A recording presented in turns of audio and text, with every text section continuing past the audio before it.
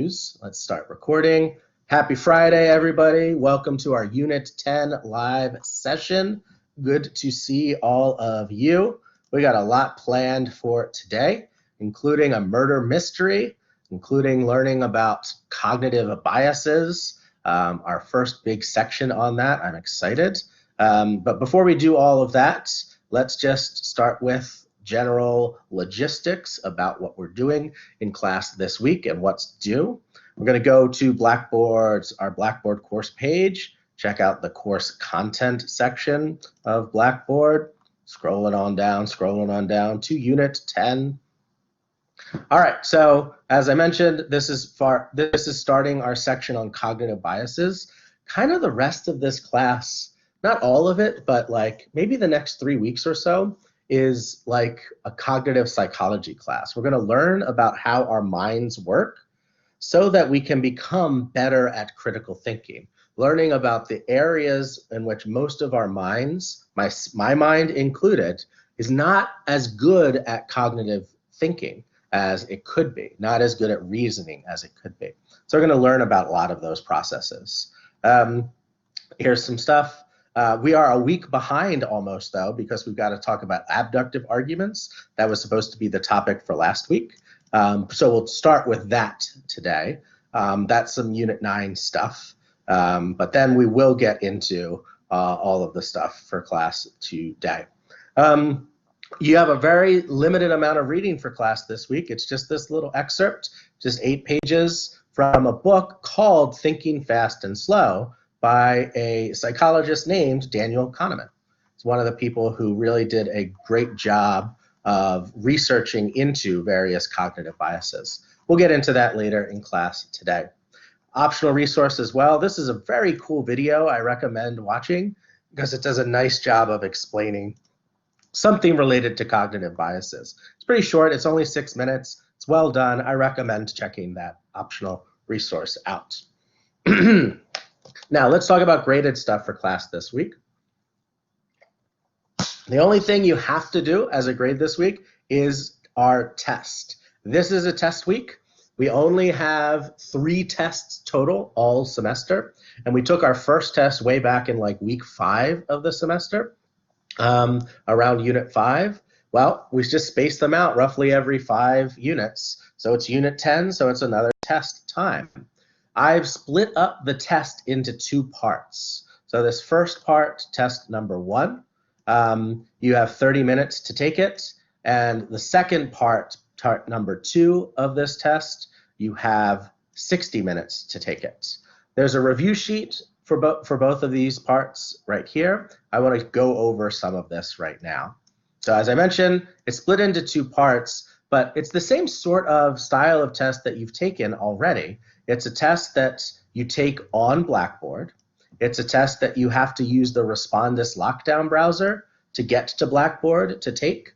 You have to use that browser that blocks off all the other programs on your computer, so you can't go trying to like Google the answers or stuff like that. You can take either parts of this test anytime between today and next Thursday at 11:59 p.m. That's wrong. Actually, that's a mistake, right? The due dates for all stuff in this class is Wednesday. I've got to correct that on the review sheet. I'm sorry. Let me switch over so that we're looking at a review sheet that's a little bit more accurate here. I can actually cross this out. Sorry. I meant to write Wednesday, and I'll correct that after class today. It's actually due Wednesday. My bad. Sorry about that. Both of these are due Wednesday, November 11th at 11:59 p.m. Sorry about that mistake. But combined, both of these are worth a little bit more than 15% of your grade. 155 points or 15.5% of your grade. The reason why I split it up into 2 parts is because the first part involves no writing at all. It's just you answering some multiple choice questions and matching questions. So that part you're going to get an instant grade for. Once you're done that, you will see your grade. It will be automatically graded for you. You don't have to wait whatsoever. This other part down here, part 2, you're going to have to do a little bit of writing. Not a lot. I'm not looking for essays or anything like that. But because this one involves some writing, I'm going to have to go in and read your results and then grade it myself manually. So the grades you're going to get on that might take a little bit more time for me to get back to you. Also, this section is a little bit longer. That's why the first section, it's only got 15 questions. You have 30 minutes to take it. This one, it might have, just a few more questions, but because you have to write, it takes you a little bit more time. I'm giving you 60 minutes to take the second part. As I mentioned already, you can take any of these at any time between now and Wednesday. You can take them both at the same time if you want. Have a 90-minute block of free time to take both of them, or you could take part 1 today and then part 2 on Monday, or part 1 on Tuesday, part 2 on Wednesday. Or maybe you could switch it up and do part 2 first and do that on Saturday and then do part 1 on Tuesday. Whatever. It's up to you when you do them. Just be sure to give yourself enough free time to do it. And to be a little bit more specific about what's in the parts of the test, part 1 starts with some multiple choice questions. Then there are some questions related to different types of productive and unproductive disagreement.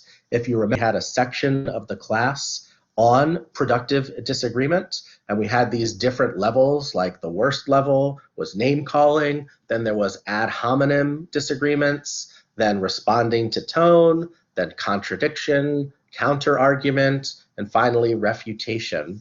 Well, in this section, I'm just going to give you examples of people disagreeing, and you have to match that example of a disagreement with what type of disagreement it is. You have to say, oh, that's somebody committing the ad hominem disagreement, or that's somebody who's just contradicting, or that's somebody who's offering a refutation, something along the lines of that.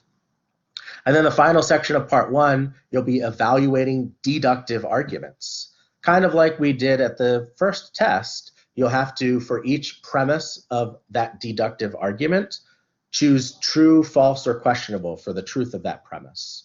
And then for the support of the argument, you'll have to choose valid or invalid. And then for the overall quality, you'll have to choose sound or unsound. So that's everything in part 1, 50 points in part 1. Part 2, where you have to do some writing, you have to evaluate all the different types of arguments we've been learning about in class so far. So we've learned about inductive arguments. To evaluate inductive arguments, we've gone through a few steps. All of these will look a lot like the participation activities or extra credits you had to do related to each one of these arguments. So for inductive arguments, for each inductive argument, you're going to have to write out what the sample is in the premises for that argument. And then next, you'll have to write out what the overall population the argument's generalizing about in the argument. Then you'll have to choose whether the argument has a large enough sample or the sample's too small. And then you'll have to choose whether the argument's sample is representative or whether the argument's sample is unrepresentative. And then finally, you'll have to choose whether that inductive argument is good or bad. For arguments by analogy, you'll do something sort of similar. You'll have to explain what the two things are that are being compared. You'll have to write that out. Then you'll have to write out what the similarities are between the two things you're comparing. And then you'll have to choose whether this argument, the two things being compared are relevantly similar to each other or whether there's a relevant difference. And then you'll choose whether it's a good or a bad argument. For causal arguments, you'll have to choose what the correlation is, and you'll have to then choose whether this is a good causal argument or whether it's a bad causal argument because the correlation listed is merely a coincidence, or the correlation listed could be explained better by a common cause, or the correlation listed could be explained by reversing the cause and the effect. And then we haven't talked about abductive arguments yet, but we will be today. We'll be learning how to evaluate abductive arguments. Abductive arguments, to just give you a brief explanation, these are what we call inferences to the best explanation. You're dealing with some sort of puzzle, and you try to offer various proposed solutions to the puzzle, various proposed answers, explanations, hypotheses that could answer your puzzle. And then you're supposed to choose the most plausible, choose the best hypothesis, and conclude that hypothesis is probably correct. So for this section on abductive arguments, I'll be giving you a puzzle and a proposed solution, and you'll just have to tell me whether you think that's the best, most plausible solution, or whether there are other more plausible solutions out there.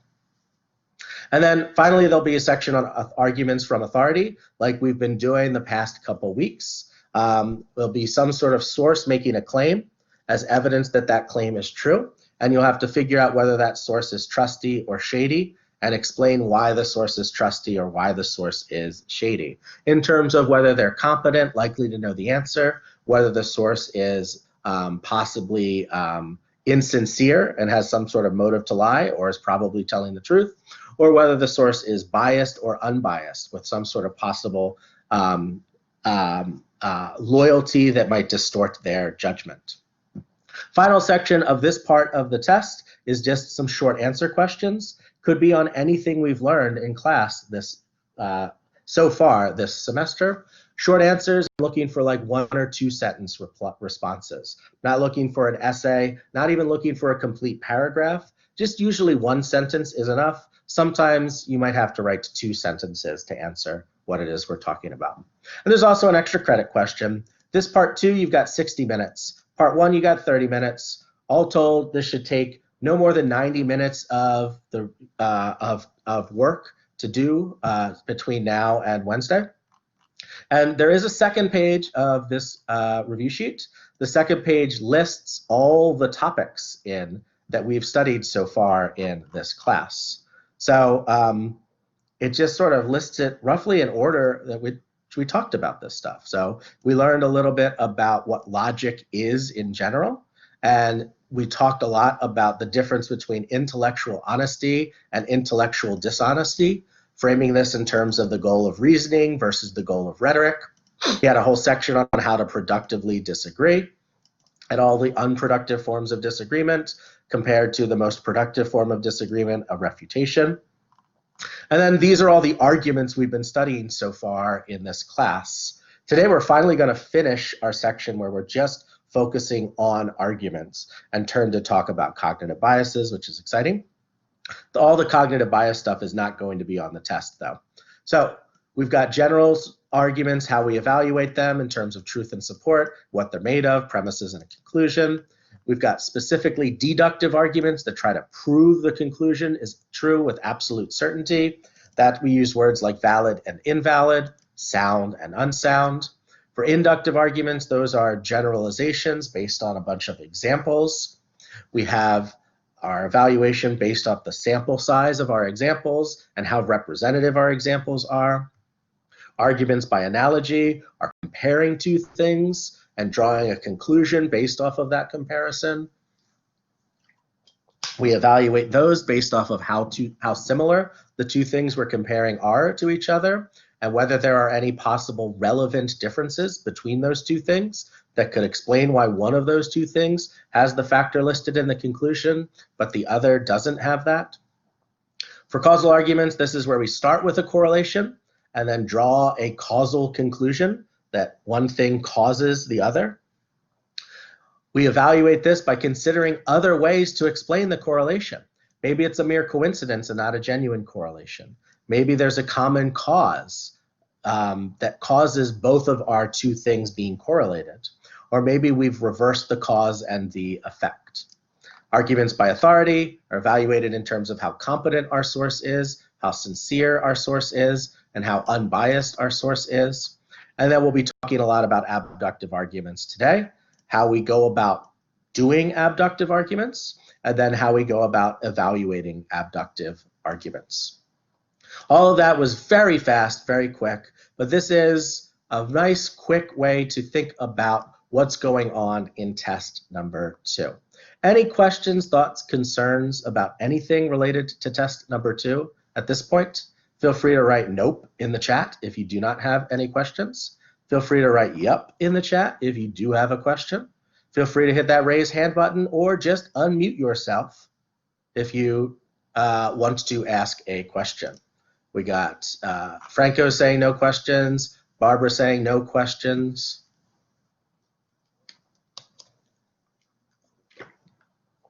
Franco with an enthusiastic all caps no. Franco definitely has no questions about the test. All right, okay, cool.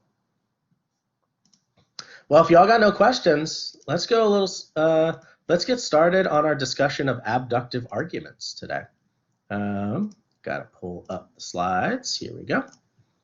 All right, so we were supposed to talk about this last week, so all your readings related to abductive arguments are in last unit's folder, the Unit 9 folder. But the gist behind an abductive argument is we're dealing with what's called an inference to the best explanation. Some people think of this as a way of describing the scientific method. If you remember back to like your 4th grade or 5th grade science class, back when you took a class and it was literally just called science. It wasn't even anything specific like biology or chemistry. It was just science. You might have learned something kind of like this, the scientific method. But the reason why we've got Detective Pikachu on this slide is because it's also the sort of reasoning that detectives do. Detectives are faced with some sort of puzzle, and they've got to explain what happened. There's some sort of crime that took place, and they've got to figure out who the culprit was in that sort of crime. When you're starting from a place of absolute square one, we don't know anything yet. What can we do? And the answer to that question is reason abductively. Do this sort of process that we're describing right now. So we're going to describe the 4 basic steps of abductive reasoning throughout the rest of class today and practice it a bunch. So the starting point of an abductive argument is that you've got a puzzle, something that needs to be explained. Maybe it's a scientific puzzle. So here's an example of a scientific puzzle. These are all 3 types of things we just mentioned. Maybe it's a scientific puzzle, or maybe you're a detective and it's a murder mystery, or maybe you're faced with a decision about what you want to do with your future, some sort of personal choice you have to make that's going to affect the rest of your life. You might want to use this process of abductive reasoning to solve this. So here's an example of a scientific puzzle. So if you look at the sky during the night, you'll see a bunch of stars. All those white dots are representations of actual stars in our sky. And those white dots basically stay exactly in place relative to each other. They don't move around in the night sky. They just roughly stay where they are relative to each other. But do you see those, like, what is it, 5, maybe 6 other stars that are like moving around? These are represented by different symbols. So like there's the blue symbol is like a circle with a little cross below it. There's like a number 4 that's pink that's sort of moving real slow. Those stars move around. They like dance, particularly when you track their movement across several months. This is the movement of these stars across several months of the night sky. They're doing these weird, funky dances. This is a scientific puzzle. Why do most stars stay put relative to each other, but a few stars dance in the night sky? Why does that happen? Classic starting puzzle. I like it. If anybody has possible answers, feel free to let us know in the chat or unmute yourself or hit that raise hand button. Because most stars don't move around, but these do. This is just the setup. We'll probably get to a solution towards the end of this, but let's talk about now how you could set up a murder mystery. Maybe the murder mystery is a pretty classic thing that a detective finds. They get called to the scene of a murder, and there's a dead body where there used to be a living body. Why is that body dead? Recently it was alive. That's a puzzle. That's something that we need to solve. Or maybe you're faced with a personal choice. Like for you, it might have been the choice for what to do after high school. Some of you might have faced that choice somewhat recently in your recent past, but that was something about what you were going to do with your future. Around the time you were a senior in high school, you were thinking about what to do once high school ended. Should you go to college would be an option. It looks like many of you decided to attend college. But maybe you had an option of not going to college. Maybe that was a serious consideration for some of you. Nice. Um, all right, so that's our first step. You start with a puzzle. The rest of these steps are the steps you would take to try to solve this sort of puzzle. And notice we're at the most uncertain with abductive arguments. We have been getting increasingly further and further away from absolute certainty with all of our different types of arguments we've been studying this semester. We started with deductive arguments that try to say, look, we know these facts absolutely logically entail this conclusion. These premises are airtight as a guaranteed valid lock to prove this conclusion. And then we've weakened that with inductive arguments, saying like, well, this conclusion is probably true, but not a guarantee. And the same with argument analogy, causal arguments, arguments from authority. Now we're at the point where we don't even have a conclusion yet. We just have a question. And that question needs an answer, but we don't even have a possible answer yet to judge whether the answer is probably true or not. We have to start generating those possible answers ourselves. So here's what we do in step 2. We want to gather some evidence that we could help us figure out what could be an answer. We also, at the same time, want to start developing a bunch of answers. We refer to these possible answers as hypotheses. Another word for a hypothesis is a theory. Another word for a theory is an explanation. We tried to develop multiple hypotheses, multiple possible answers to the question we're posing in step number 1. Now, I refer to these as steps 2A and 2B because I think they really work in tandem with each other. One feeds on the other and vice versa. So maybe you start with some evidence, you gather a little bit of evidence, and that points to 1 or 2 possible hypotheses. So you put those hypotheses on the board, and those hypotheses might point to where you might gather new evidence. You start because you think those hypotheses are worth looking into, gathering specific evidence relevant to judging those specific hypotheses. And once you start gathering the new evidence there, that might wind up revising your old hypothesis or sharpening your old hypotheses. Or maybe that leads you to develop an even newer hypothesis you hadn't considered before. And those new hypotheses lead to gathering new evidence in new places, and so on and so forth. This is a back and forth process of gathering evidence and developing hypotheses.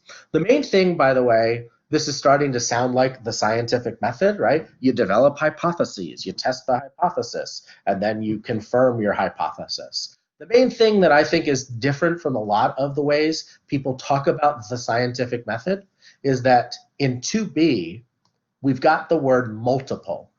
You're developing more than one hypothesis, several hypotheses, multiple possible answers. Obviously, only one of them is going to be the correct answer, but you don't want to get stuck on any one single hypothesis. And that's, I think, the way that some people describe the scientific method. You have a puzzle, you propose an answer, a hypothesis, and you test that answer. That's too limiting, I think, for this. I think you want multiple hypotheses. So let's talk a little bit now about that in relation to our 3 things that we've set up already. Let's talk about our scientific puzzle first. Why are there a few stars moving around the sky? Well, the evidence you're going to gather is just checking each night, and you're going to get that cool, like, diagram that we see right there. We see by checking night after night after night that most of those stars just stay put next to each other. But 5 or 6 of them do this weird dance. That's going to be a lot of the evidence that you gather. So, what theories might you have to explain why these stars dance the way they do right now? What are your theories that could explain this? I want to hear from y'all. I'm not just being rhetorical at this point. What do you think could be an explanation for why these are dancing the way that they're dancing? Either post in the chat or unmute yourself and provide a possible answer to this. What do you think's going on here? Right. So Shantae says it could be something related to gravity. Okay, I like that as a possibility, right? Maybe what we've got going on here is that all these stars that aren't dancing have like one relationship to gravity, but these other stars that are dancing have a different, weirder, like gravitational thing going on there. Maybe they're all close to some big, massive thing that has a strong gravitational pull, where most of the stars aren't close to that sort of thing. Sure, totally. What else do you think could be an explanation, a hypothesis? Notice, by the way, we're not looking for the right answer right now. We're looking for any possible answer. Don't try to limit yourself. Be as creative as possible at this particular point. All right, so Shantae says, is that line the axis? So yeah, I don't want to give an answer away because that line is eventually going to be part of what the answer is, but you might be onto something, Shantae, without fully telling you one way or the other. So Franco's got an interesting possibility. Maybe most stars are just made of inorganic material, so that's why they don't move at all. But maybe a few things out in the sky that we're looking at that we think of as stars aren't stars, but maybe they're living organisms. Maybe they're alive and they're like just moving around because they're alive. That's another interesting possible explanation. I like it. Gravity as an explanation, or maybe we've got living organisms out in the sky as an explanation. Very cool. All right, let's go to our murder mystery. In a typical murder mystery, you start with that, like the scene of the crime, right? You dust for prints, right? Or maybe you start by interviewing people, right? And saying like, well, this is a dead person. Let's talk to the people who knew this dead person, friends, family members. Let's ask what they know, what they think might be going on. And based off of interviewing friends, you might find out, oh, wow, the dead person has an ex that he was dating. And maybe that's something scary.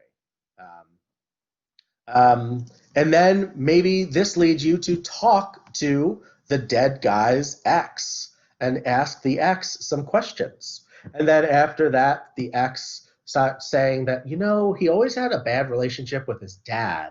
And his dad recently hit him up for some money. And like he had to say no, and it was kind of weird and awkward. And his dad got real mad about it. So based off of that, you develop a theory. Maybe the dad is the one who did this. Yeah, Shantae, this is exactly acting like a detective.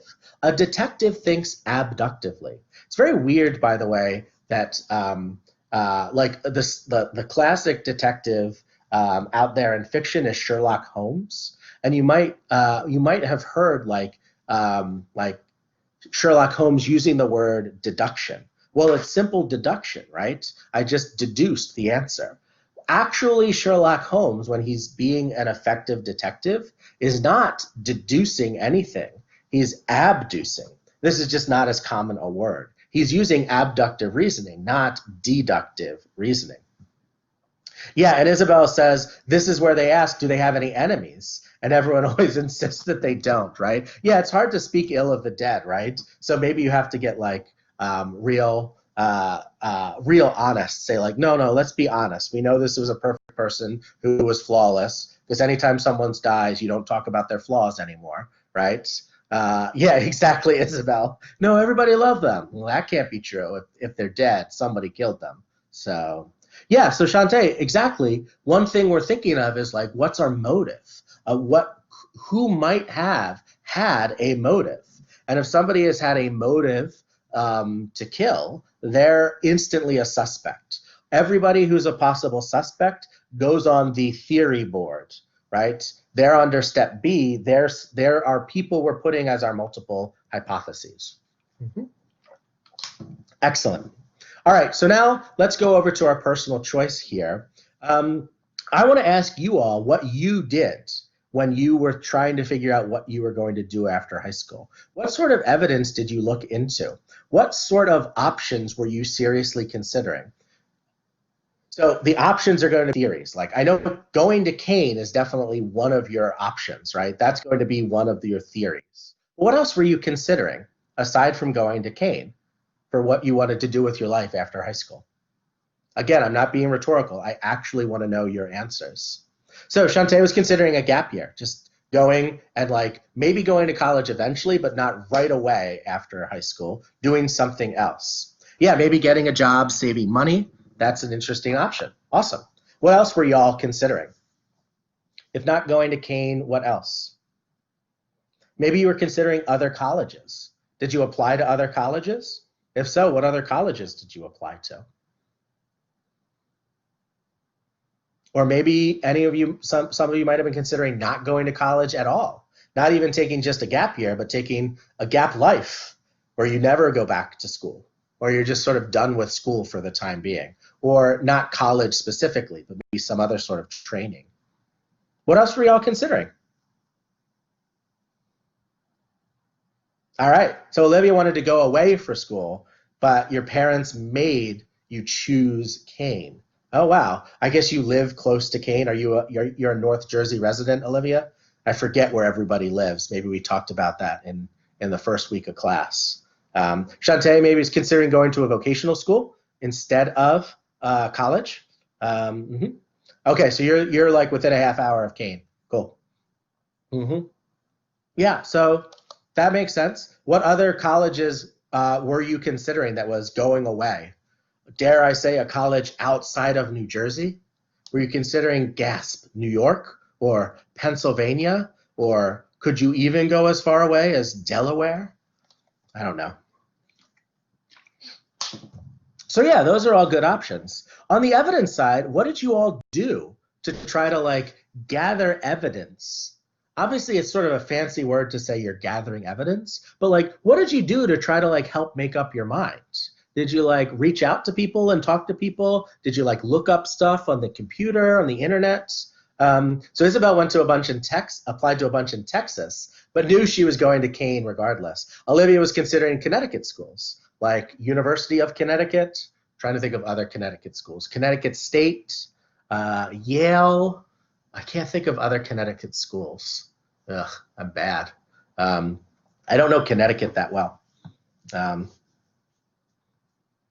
Awesome. So what sort of evidence did you look into? Who'd you talk to? What research did you do? How did you look into this? Did any of you go to like college tours? Did any of you like research what jobs you could do aside from going to school? What sort of training you could go to? Shantae, did you look at any specific vocational school? What sort of research did you do? Maybe it's just talking to your parents. Or maybe it's like talking to people who are already going to college. Stuff like that. That's the sort of stuff I'm thinking of here. Any of you actually talk to a guidance counselor? That's supposed to be the stereotypical thing you do when you're trying to figure out what to do after high school. You talk to the guidance counselor at your high school. That's sort of that guidance counselor's job, is to guide you, right? In making some of your future decisions. All right, so Shantae has a friend who went to cosmetology school. So yeah, maybe that wasn't a serious option for you specifically, Shantae. But yeah, maybe just through talking to your friend, that was something that you were sort of looking into. Mm-hmm. Did anybody apply to other schools near Kane, like a Rutgers or a Montclair State, or what else is up around us? Any of the community colleges around here, like Union County College or Morris County College or Middlesex Community College. NJCU, that's a good one, Barbara. Yeah. Mm-hmm. Yeah. Cool. So maybe when you look into some of those possibilities, like you research Kane, you research Rutgers, maybe you just talk to people who went to Kane. Maybe you're like, oh, you know what? If I'm considering Kane, my aunt went to Kane. My aunt went to Kane back in the 90s. Maybe I should talk to her about what it was like to go to Kane then. And maybe your aunt, when you talk to her, is like, if I had it to do all over again, I wouldn't even go to college. So maybe you put that as an option. You just skip university altogether. All right, cool. So this is the sort of exploratory phase where you're really exploring all your options, developing any possible answer you have, and exploring all the possible areas of research and evidence. Step 3 is where you start to refine your various hypotheses that you've come up with, and really you start to test them. This is where it most sounds like a scientific method, because the traditional test that you want to design and run is like an experiment or a study, some sort of lab-like thing. And the main thing, though, they don't actually have to be officially like randomized controlled trial experiment level of officialness, but they have to do some sort of evidence seeking that is discriminatory. And I don't mean discriminate in like the negative prejudicial way. I'm not talking about like racial discrimination or gender-based discrimination or anything of that sort. By discriminating in this context, we mean we're looking for evidence that makes it so that we can tell the difference among our various hypotheses. That's the other definition of discriminate. You can perceive a difference. And we're looking for evidence of the sort that confirms one hypothesis while disconfirming other hypotheses. All of our hypotheses, our possible answers, are generally the sort that you could draw predictions from, right? You're the sort of hypothesis that says, well, if our murder victim's dad is the murderer, that means that that dad might have left physical evidence that he was there at the scene of the murder.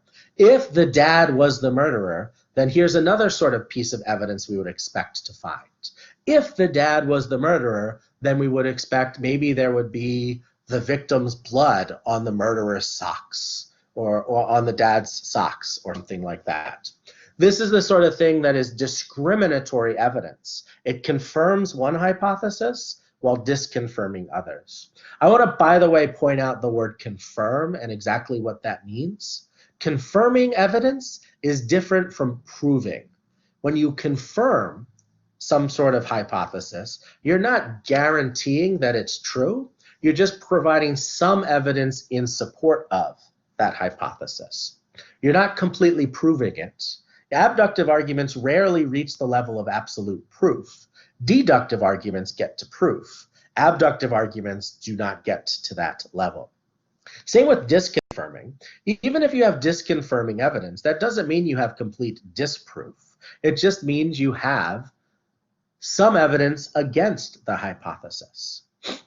And we have to be okay with dealing with still these like shades of gray, where we're saying like it's still kind of unknown, but we're inching closer and closer and closer to being confirmed. And we're inching further and further and further away from being confirmed towards being disconfirmed.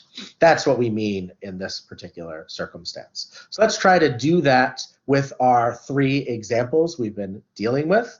With our scientific puzzle, maybe we've got 2 hypotheses. I didn't have the possible life hypothesis of the sort that Franco mentioned, but this black hole hypothesis is pretty consistent with what Shantae is saying. Black holes are particularly massive. They have a tremendous amount of mass at the center of black holes. So a black hole's gravitational pull is unusually strong. And when Shantae's saying like, well, maybe those stars move weird in the night sky because of gravity, maybe what we're saying is there are black holes out there near those stars that are causing those stars to like bend and twist and dance in different directions. That's the black hole hypothesis. Another hypothesis none of y'all generated is the hypothesis that those quote unquote dancing stars in the sky aren't dancing stars. There's some other type of celestial body. They're planets. Planets like Mercury or Jupiter or Saturn or stuff like that. And maybe planets move differently in the night sky than stars do. Well, so if we're looking to actually do some discriminating tests in this case, we have two different hypotheses generating two different predictions.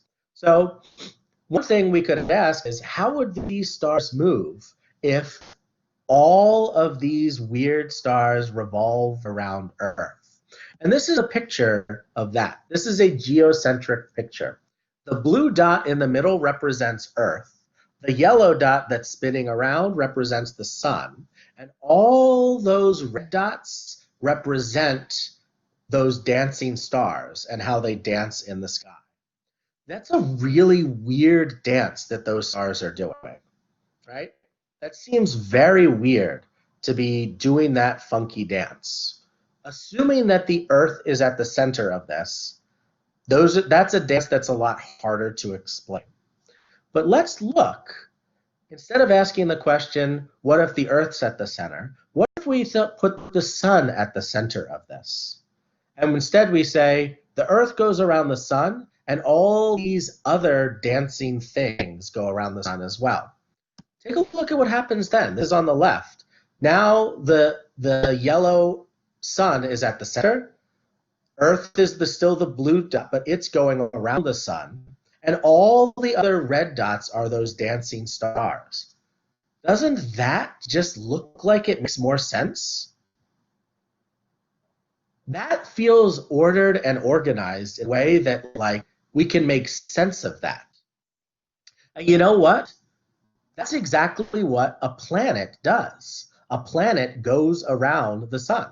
And if Earth is a planet, just like all these other dancing things in the night sky are planets, maybe we're all going around the same thing together. You see how that's somewhat discriminating hypotheses here by saying like, this hypothesis that the Earth is at the center generates a very weird picture of the world. But the hypothesis that the sun is at the center does not generate a weird evidence. Yeah, Facundo, isn't that nice visualization? I just found it online. I thought it was kind of cool. And by the way, the puzzle we're describing right now is a genuine puzzle from hundreds of years ago. This is the puzzle that Galileo was trying to figure out, that Copernicus finally figured out, right? That we have this assumption that the Earth is stationary and not moving, and everything else is revolving around it. Well, Copernicus said, what if the Earth isn't at the center? What if the sun makes more sense to be at the center?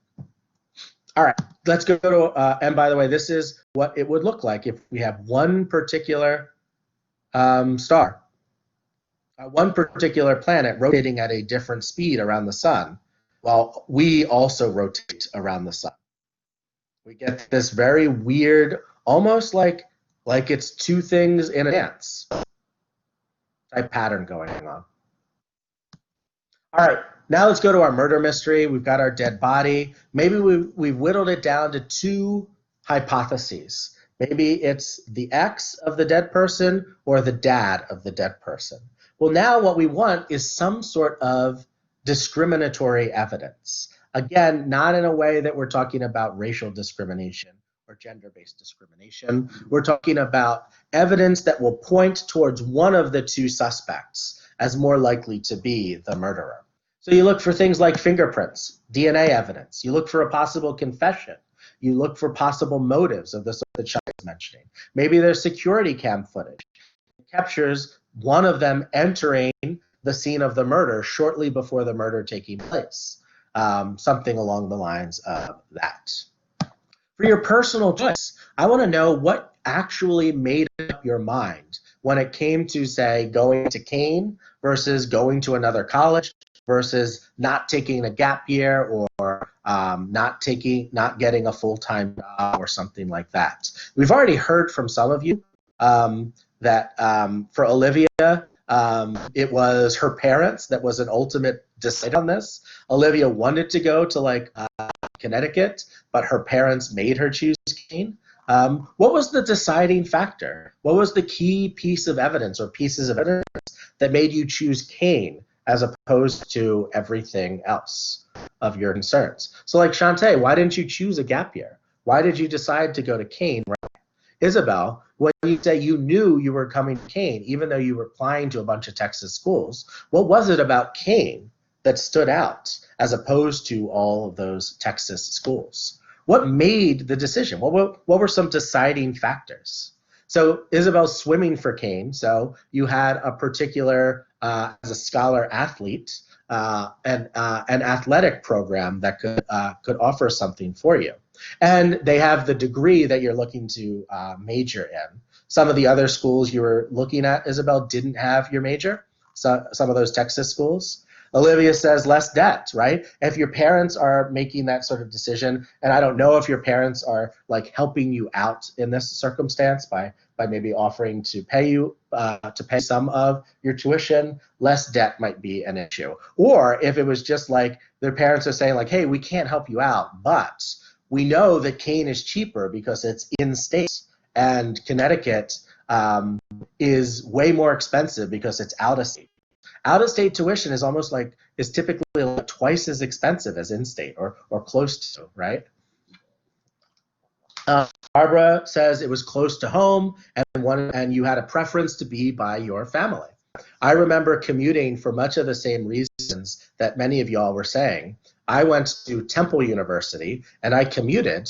I didn't live on campus, and it was to save on room and board. My parents allowed me to still live with them while I was in college, so it cut down on debt for me. And I actually valued staying close to home, staying by some of my friends and my family that I was already close with growing up.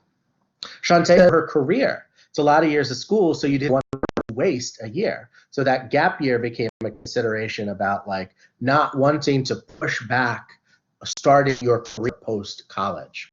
Najwa says looking at colleges, finding a college that had a major that you're interested in. What is your major, Najwa? Because Kane, as one of the bigger schools around here, I think some of the bigger schools are Kane, Montclair State, maybe Rutgers. Kane has lots of majors, which is nice. Forensic psychology is great. Yeah, the forensic psych program is really here. And all the other forensic psychology programs are outside of New Jersey. Yeah, this is one of the few that has a forensic psych program. Nice. Same for Isabel and Olivia. Nice. This is an exciting factor. We got a lot of forensic psych majors. I think that makes sense because critical thinking is a requirement for forensic psychology students. Notice, by the way, why. You see how we're doing some CSI style, let's get in the minds of a criminal right now in our class right now. The abductive reasoning is especially helpful for forensic psychologists. Say hello to all of our forensic psych people in here. I love it. Hopefully this particular section is especially helpful for y'all. Look at all of y'all. Nice. By the way, we're about to do a murder mystery.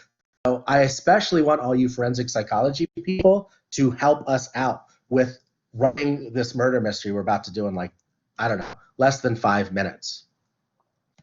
So if I were to try to really make a discriminating factor, I would maybe try to talk to people who did both of my concerns, right? Talk to people who went to Kane. Also talk to people who right outside of high school jumped into a full-time job, right? Maybe I would try to look up statistics on both of them, that sort of thing.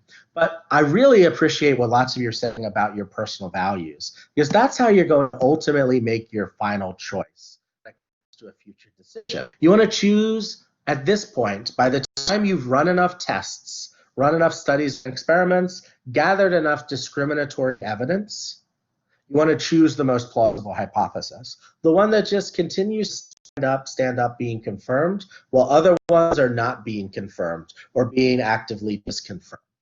That's the one you conclude is probably the correct explanation. This is the end of your abductive reasoning. You end with your conclusion. You finally reach an answer. You pick one of those hypotheses as your answer, and now that's your conclusion. And your evidence is everything that you've gathered in 2A and step number 3, right? 2B is where you're listing all your possible conclusions. 2A and 3, where you're gathering relevant evidence and designing and running tests, is where you're accumulating premises. What will be premises for just one of these hypotheses, one of these conclusions listed in 2B.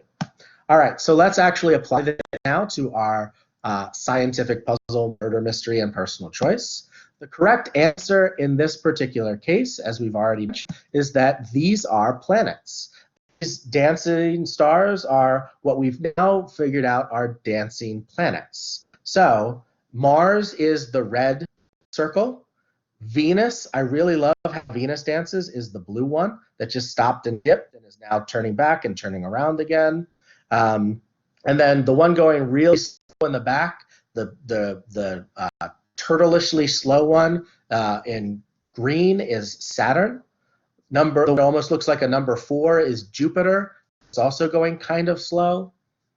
Those are just how the planets move. And you have to get a good understanding of this, recognize that the Earth is moving alongside these planets, because the Earth is a lot closer to these planets than any of the other stars in the night sky. And all of these planets, Earth included, are revolving around the sun. All right, maybe when you're in this mystery, we wind up concluding that Dad's the murderer, and we find that Dad has the motive. Dad really once is upset with his kid. Dad has the means, and Dad has the opportunity. All of those are classic, like things you look for to solve a murder mystery. That all evidence of those 3 sorts point to Dad in that circumstance. For your personal choice, all of you went with Cain, but oftentimes it's based off of something about your preferences and your values. These are these background things you bring to your personal decisions, right? You're thinking about what you prefer. You're thinking about what you value. If you value staying close to your family, if you value staying out of debt, if you have a strong preference for one particular major, like forensic psychology, then these all be contributing reasons for choosing Cain. The nice, interesting thing about personal choices specifically is that personal choices get to be subjective, right? My preferences and my values might be different from your preferences and your values. And they might lead us to equally good, but nonetheless different choices, because we are different people with different preferences. Somebody who had no preference for forensic psychology might not choose Cain, might choose Montclair State instead. Somebody who has a different preference, like no concern for debt, might choose a different thing to do. Somebody who has no concern for even any sort of major, might have some sort of value about making money quickly, might choose to not go to college. All of those might be the most effective choices for themselves individually, because they have these different values. So that's the end of our section on explaining abductive arguments. These 4 steps I think of as incredibly crucial. But what I want to do right now is run an example of thinking abductively. So we are going to run a fake murder mystery. It's a pretend murder mystery, and we're all going to play the role of detectives in this pretend murder mystery. Let's try to make this based off of real people in this particular class in our live session right now. Who wants to pretend to play the role of our victim in our murder mystery? Who wants to play the role of our dead body, the dead body we discover in this circumstance? So Barbara was super fast in saying that she wanted. So Barbara is going to be our dead body in this. So here's our alternate reality. Let's imagine a world where the COVID-19 pandemic never took place. And if that were the case, our class would be in person. We would be having a class face-to-face in a classroom on Kane's campus, Fridays at 9:30 to roughly noon. Let's imagine in this alternate reality, it is November 6th, 2020, and we all enter our classroom. Let's say our classroom is in the North Ave Academic Building. We're on the 3rd floor of the North Ave Academic Building. We're in room 301. And we all start to enter room 301 of the North Ave Academic Building. It's not literally all of us, but it's like about 7 of us all at once enter the class and flip on the lights. And sadly, we notice a tragedy in this room. We notice that lying face down on the front set of tables is the recently dead corpse of Barbara.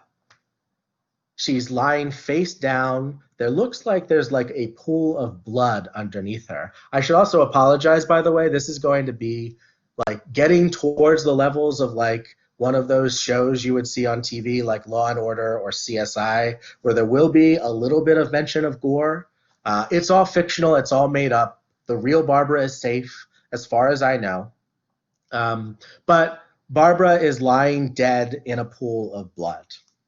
And rather than call the cops, we all decide that we're going to be detectives ourselves. We've just learned about abductive reasoning, so we're weirdly excited about it. A bunch of us start talking about how we're forensic psychology majors, so we really want to take on this as a case. We want to see if we can prove to ourselves we can do it. So that's exactly what we do. In this fictional murder mystery, here's how it's going to work. It's going to be kind of like a role-playing game. Each one of you gets to play the roles of detectives. The way you be detectives is by asking me questions. I'm going to play the role of like an omniscient narrator. I know everything that's going on in this fictional world, and I can answer questions as I see fit. You can't ask me questions like, who is the murderer? Because I'm not just going to give you the answer to that. But you can do the sorts of things you can do in a traditional role-playing game, like I would like to examine the body, or I would like to search the crime scene to see if there's any interesting clues. And then I can start describing the body if you want to examine the body. Or then I can start describing the crime scene if you want to start looking around the room.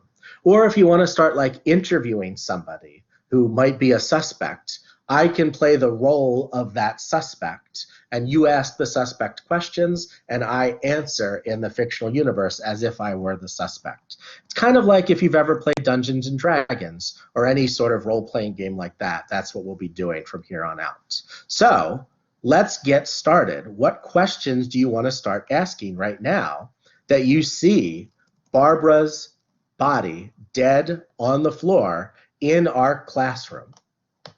No, it's actually on the table, sorry. Barbara's dead body is on the table in our classroom. What do you want to do first? Start asking questions. And you can ask questions a variety of ways. You can raise your hand, hit that raise hand button. You can just unmute yourself and ask the question. You can post your question in the chat. Anything is fair game. Ask away, people. We have a mystery, right? Something needs to be explained. Now start doing steps 2A and 2B.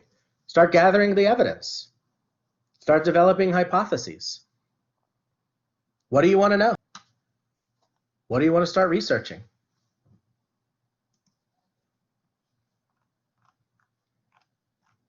Barbara, you can ask questions too. You can play the role of your ghost, that you've forgotten what happened to you when you got murdered, so you don't know the murderer, but you can still, as a ghost, participate in this. So Shantae asks, who was last seen with Barbara? So this is a good question. I don't know that I can directly answer it for you, because I want you to think about how you as a detective would try to answer that question. So what would you do if you wanted to try to figure out where Barbara was at right before she was murdered and who might have seen her last? So Shantae, here's the thing you could do. You could go around to all the students who showed up to class, and you could ask them, when was the last time any of us have seen her? So maybe you do that, and you talk to everybody, and most people say like last week. Most people are like, I think she was in class last week. That's probably the last time I saw her. Anaya winds up saying that she's also in another class, a psychology class with Barbara, and that's a class that goes on Tuesdays and Thursdays. And Anaya thinks she saw Barbara on Thursday's class, but her memory is not entirely sure. And I also want to just point out that there are a few students who didn't show up to class. So you can't ask Helen, because Helen didn't show up to class. You can't ask Isabel, because Isabel didn't show up to class. And you can't ask Deshawn, because Deshawn didn't show up to class today. So just giving you that heads up, those three students, Helen, Isabel, and Deshawn, didn't show up to class. All right, Facundo asks, what type of injury did Barbara have inflicted on her? So here's where you can examine the body. It looks like, and this is going to be as gruesome as this gets, Barbara's skull is caved in, particularly the back of her skull. And it looks like that's where most of the blood in the pool of blood underneath her seems to be coming from. And so it looks like that's the primary source of injury on Barbara. There are also some bruises on one of her forearms, and what looks like a scrape alongside her pinky finger on that same arm. So yes, Facundo, she was face down at the time that you find her. So Barbara asks, can we question the suspect? Barbara, absolutely. The thing you want to do, though, is tell me who the suspects are. So who might be a suspect at this point? Who might you want to start questioning is a good one. Onel says it feels like the murderer might be among us. So that's interesting. We've got some possible suspects. I like, or at least people are saying there's something suspect about the three students I listed who aren't here. Those might be actual suspects, but we don't have them in front of us to question. So what you'd want to do is try to track them down. I don't know if any of y'all are good bounty hunters or know a bounty hunter, but what would you do to start trying to figure out where Deshawn is, where Helen is, and where Isabel is? And I asked, what was Barbara like? So how would you go about trying to answer that in practice? How would you try to figure out the personality of our murder victim? What they were like, how they acted? How would you try to find that out? So I can't just tell you a backstory about Barbara. You have to do some detective style research. So Anaya says, let's ask her friends and family. Awesome. So, oh, by the way, Helen says she's here. Yes, in reality, you're here, Helen. In this fiction, you didn't show up. So, sorry to like be tricky. The same is also true of Deshawn and Isabel. In reality, in the real world we're talking right now, Helen, Isabel, and Deshawn are here. In this fiction, they're the only students who aren't in class. So going back to Anaya's question about what she was like and ask her friends and family, how do you go about trying to find her friends and family? Because, I mean, you ask me and I'm like, I mean, I didn't know Barbara that well. Barbara was a student of mine, but I wouldn't say that Barbara and I were friends. I don't know who she hung out with. I don't know who her family is. So Barbara says, let's go to her social media, right? Yeah, and yes, Barbara, yes, we're going to your social media. Okay, so we try to search for Barbara Carter on Facebook and Barbara Carter on Instagram, and sadly, Barbara has a common name. So we get like hundreds of Facebook pages with the name Barbara Carter, and we get like 38 Instagrams that are Barbara Carter that are all just variations of like Barb.Carter 1, B Carter 12, Barbara Carter 15, real Barbara Carter. Like we just get so many of these. So it's kind of hard to exactly figure out which specific Facebook page, Instagram page are Barbara Carter's, the dead student in our classrooms, Facebook. So when I says go through a phone if it's at the scene. So let's look around the scene a little bit and see if we find this. So we sort of search right around Barbara, and we see a few things on the floor. One thing we see is an empty water bottle that's kind of like 7 feet away from Barbara, like just like under the table. A little bit closer to Barbara, we see a big bloody candlestick holder that's kind of big and brass. A little bit closer to Barbara, we see a book bag that's purple that has the letters BC embroidered on the front of it. And we open up that bag, and in one of the side pouches is a phone. And we can try to go through that phone if you want. I'm not sure exactly whose phone it is at this particular point, but it is a phone that was very close to Barbara Carter's body in a bag that's got the initials BC on them.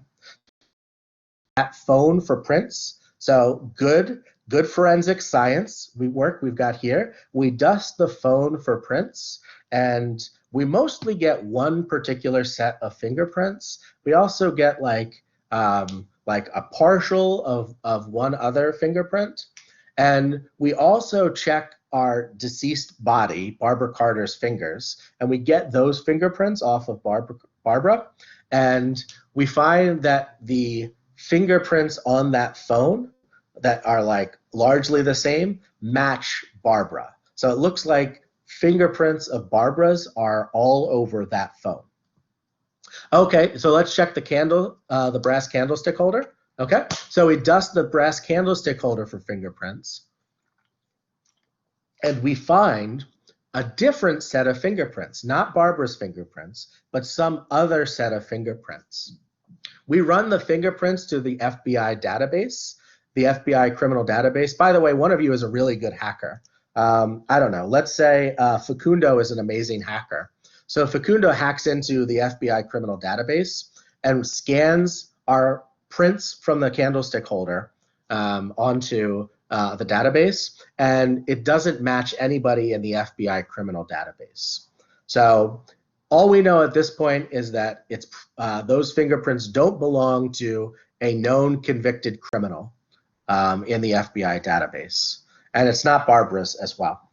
So it's somebody else's fingerprints on the brass candlestick holder. So we got this brass candlestick holder at this point that's bloody, with one set of fingerprints on it. We've got a phone that's got Barbara's prints on it. Do we want to do something with her phone at this point?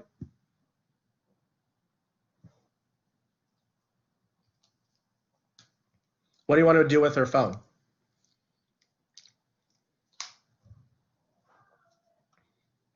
All right, let's hack it. And Barbara says, go to my messages. Thank you for being first person again, Barbara.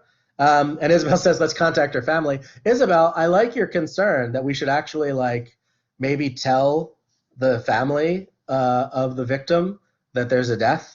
So yeah, but let's go into messages and let's see who we can find out. So we have some messages from somebody in that phone labeled mom, and the messages seem by and large lovely.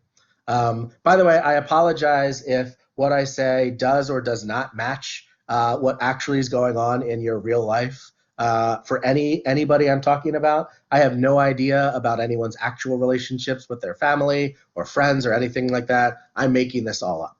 But it looks like this phone and the phone labeled mom have a very nice texting relationship where they text back and forth with each other a lot. And the most recent texts seem to be from this morning. And the texts are mostly about the election. It looks like the phone labeled mom said, check the news, Biden's up in Pennsylvania, exclamation point, exclamation point, exclamation point. And then an animated GIF of Raven-Symoné dancing. And then the phone we have responds saying, awesome, this is the best news. So there's some back and forth between Barbara and what's probably Barbara's mom. Other text we have in there, we have a text labeled Isabel Philosophy. And the most recent text from that says, I know where you're going to be. I'm going to hunt you down and kill you. And if you scroll back in that text feed, there's like a lot of threats going on from like the past 2 or 3 weeks. It's real rough. It looks like about 3 weeks ago, this phone labeled Isabel Philosophy says, hey, that wasn't cool what you said to me after class today. This was exactly 3 weeks ago, 3 Fridays ago. And then it doesn't seem like this phone replies, but Isabel Philosophy waits a few hours and then replies again, and then texts again. Oh, so you're not going to respond? Oh, so you're not going to talk to me? Oh, I see how it is. I'm going to slap you when we see each other next. And then we do get a text from this phone to Isabel Philosophy, and it says, you couldn't slap me if you tried. And then the phone from Isabel Philosophy says, I have done way more than slap people in my day. You have no idea what I'm capable of. I will ruin you.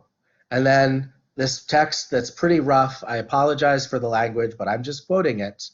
I will fucking kill you. Again, not my words. This comes from the text of whoever's Isabel Philosophy.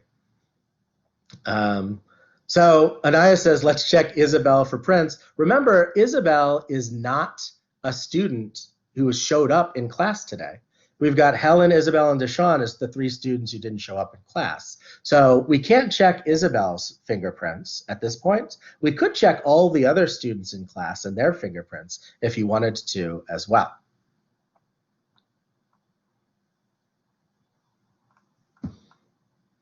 So Anaya, let's check fingerprints. So you do some fingerprint checking for everybody, and most people are pretty cool with it.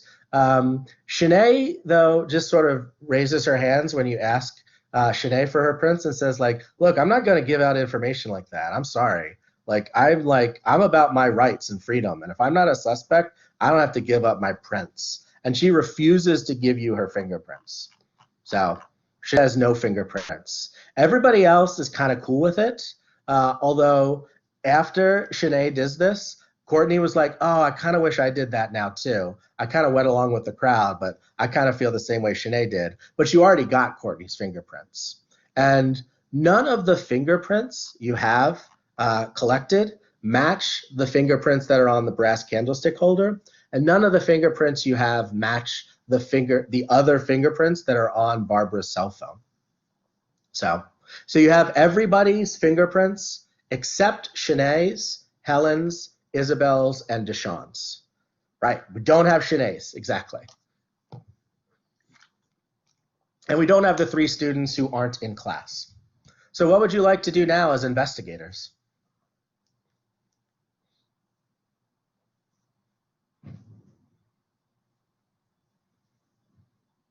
Oh, by the way, Barbara asked which Isabel. There's 2.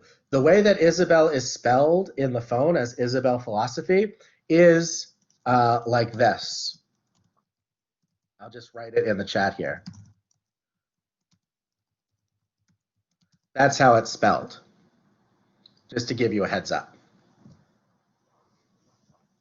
So Shanae says, let's take them into questioning. Who are them specifically, Shanae, that you have in mind?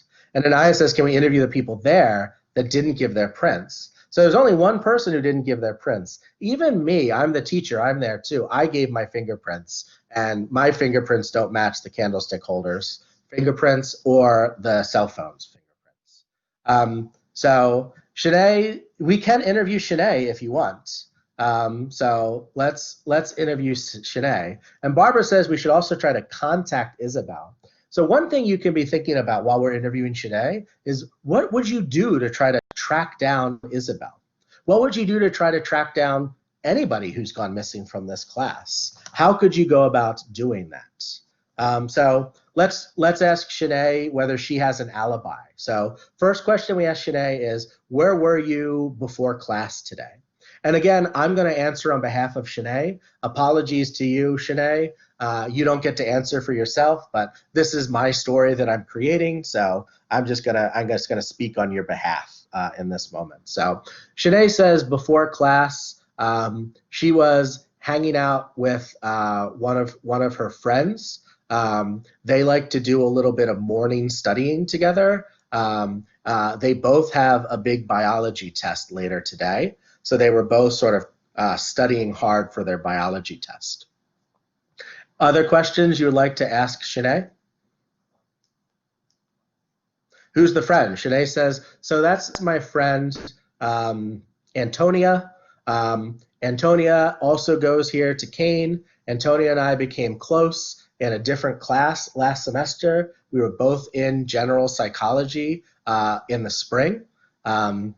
And we found that studying together works really well. So we've just kind of kept it up, and we're in 2 classes together this semester, this biology class, and we've got that speech communication class that all Kane students have to take. We've got that class together, and we try to study together at least once a week. And we definitely been studying more this week because of this big bio test we've got.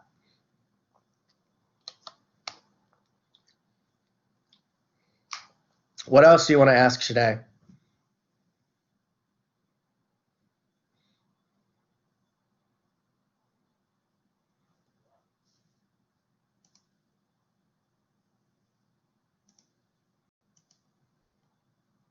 Isabel asks, why didn't you give your fingerprints to Shanae? Shanae's like, look, I know my rights. None of y'all are detectives. None of y'all have any sort of reasonable suspicion. None of y'all have a warrant. None of y'all are taking me in. None of y'all have arrested me. I do not have to give my prints to anybody, so I'm not going to. Denzel says, good. So what was her relationship with Barbara like? Good question. And Shanae, we'll get to confirmation with the friends next. But I asked, what's her relationship with Barbara like? Shanae's like, I don't really know Barbara. The only people I really have started to getting to know, and really only starting to get to know them, are the other students in my group project class, that group project that you do for fallacies later this semester. And I've only started to get to know them a little bit, and Barbara's not in my group. The students in my class, I'm trying to pull it up right now because I don't remember. The other students in my group are Courtney, Corey, and Isabel. The Isabel who's also in the class today, not the Isabel who's missing from class. So Shanae says, can we confirm with the friends? So you asked Shanae if you could confirm it. Shanae's like, sure, I'll call her up right now. And Shanae gets out her phone, puts in a phone call to somebody listed as Antonia Bronley in her phone, and puts on speakerphone. So somebody answers and says, hello, and Shanae says, hey, Shanae, Hey, Antonia, this is Shanae. Some people I know got some questions for you. So you can start talking to Antonia or whoever answered the phone listed as Antonia Bromley right now if you want. What would you like to ask this person on the phone listed as Antonia Bromley?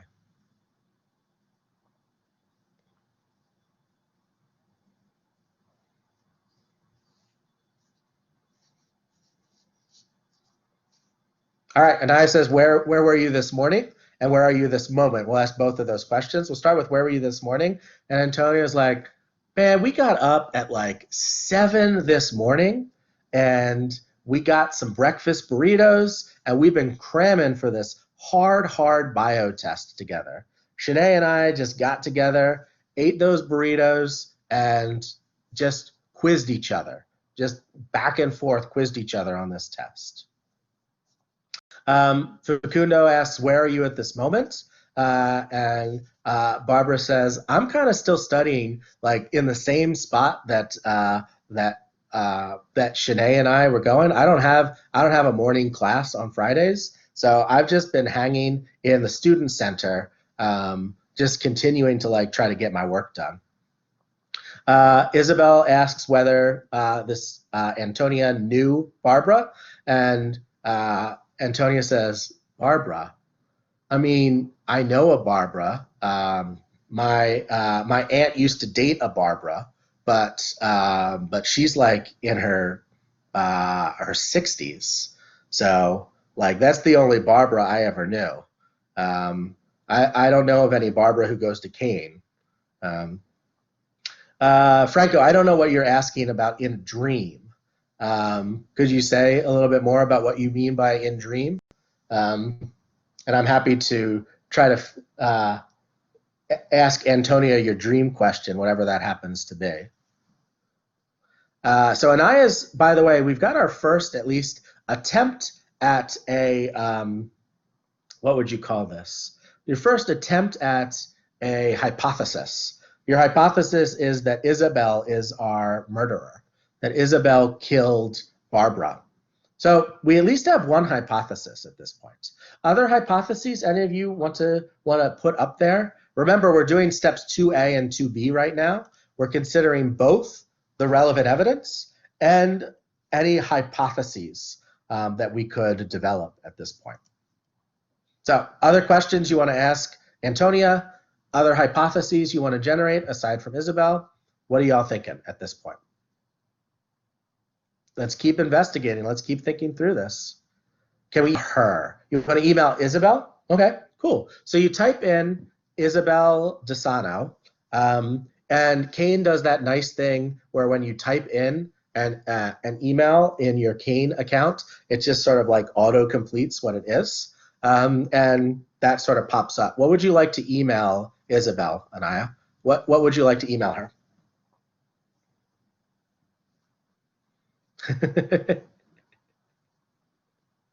It doesn't just have to be Anaya. Any one of you can contribute to this email that we're about to send. Yeah, okay. So even Isabel herself is saying, let's come in for questioning. So you say, so maybe the email starts like this, and I'll be the emailer because I'm the teacher. I'll say like, hey, Isabel, a bunch of us have some questions. Some of us have some questions we'd like to ask you related to our critical thinking class. If you could come to class today, that would be great. If not, please let us know where you are. We want to make sure you're safe. And we could email her about aliens. Okay. At the end, we also say, hey, also just a quick follow-up. Do you think there are aliens? So we got Denzel's question in too. So while we're waiting for that response from Isabel, is there anything else you think you could do to try to find Isabel? Because it seems like a bunch of you want to talk to Isabel. So that could be something that's worth checking out. Any of you interested in talking to Isabel? How could you go about trying to find her? Isabel's popular all of a sudden.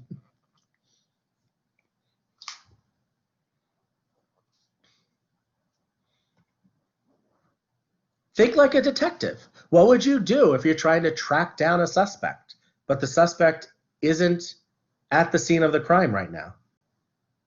All right, so let's try to check Isabel's socials. So you go on Facebook, type in Isabel Desano. You see a couple results, but no results that seem to suggest that the Isabel Desanos on Facebook are students at Kane specifically. So maybe Isabel's on Facebook, but maybe she has one of those like she goes by her first name and her middle name. She doesn't put her last name on Facebook type thing. You check for Isabel Desano on Instagram, and you do find an Instagram account for Isabel Desano, but it's a private Instagram account. So you can't just like look at it and scroll through and see what's going on. Okay, so Anaya says, let's check through Barbara's phone. Maybe Barbara is Instagram friends with Isabel. Barbara is Facebook friends with Instagram. So we check through Barbara's phone, and we look up. We do actually pull up Barbara's Facebook, and Barbara does have a Facebook account. It doesn't list her last name on that Facebook account. And by the way, if I'm getting any of this right, it's purely coincidental. I don't want to freak any of you out. I haven't like super researched any of you. Hopefully I'm getting all the details actually wrong. I'm just making it up as we go along. But Barbara, you search under Barbara's friends for Isabel, and you do not see Isabel Desano pop up. You do see that Barbara is friends with the other Isabel in this class, Isabel Zapotowski. So interesting side wrinkle, but that's not the Isabel we're looking for. And then you also check Instagram, and weirdly, Barbara doesn't have Instagram. Interesting, Barbara. You should get Instagram. It's great. I don't know why you're not on Instagram, but she doesn't have it. She also doesn't seem to have Twitter. It looks like Facebook is the only thing that Barbara has. Oh, wow. In real life, you don't have Instagram. Nice. Oh, you should try it. It's fun. It's happy. It's a lot of pictures. Anyway, I don't want to shill for a large corporation, which is also owned by Facebook. But anyway, weird. I did get that one right. Cool. So trying to find out where Isabel is through Barbara's social media didn't seem to work. We do have a phone number on Barbara's phone listed as Isabel Philosophy. Do you want to do anything with that phone number?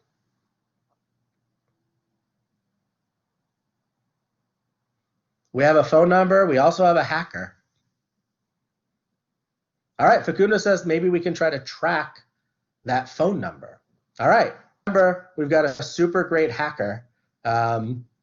So we put our hacker on the case, Facundo. We take the phone number, and we find out that it is a Samsung Galaxy phone that's attached to that particular phone number. And we do a little bit of track my phone on that to see if we can locate exactly where in space, where locationally that phone is. And we find that the phone is just nearby, real close to the North Ave Academic Building. It looks like right when you cross North Ave, there's like this little wooded area.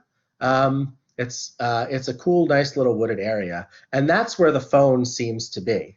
It's near the TD Bank, but there's like a little forest. Like I see deer there a lot. It's like a little just like protected land of like trees and almost a forest over there, and that seems to be where the phone is. So you want to head over there to see if we can find that phone.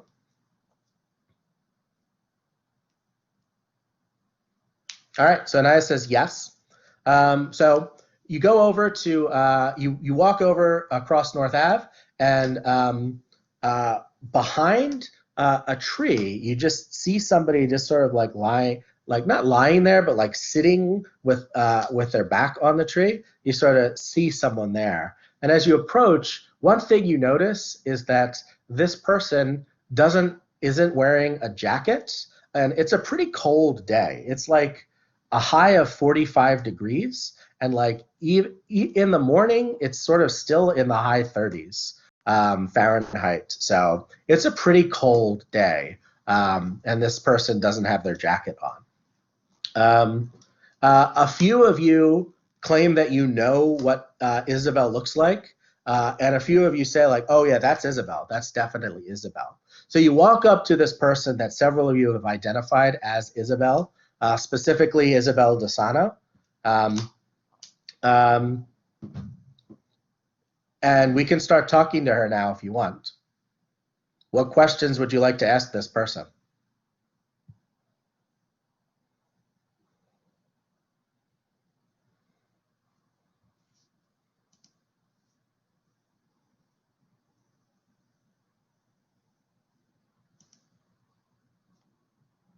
All right, what are you doing in the woods? Good question. Great minds think alike, Anaya and Isabel. So that's the first question you asked, like, hey, what are you doing over here? This person responds, oh, I had like this I had like this thing I had to deal with. I had like it was like an emergency, and so like I ran over here, but then I just like I got tired. I started to not feel well, so I just like took a break here for a second. I'm just like trying to catch my breath. What else would you like to ask her?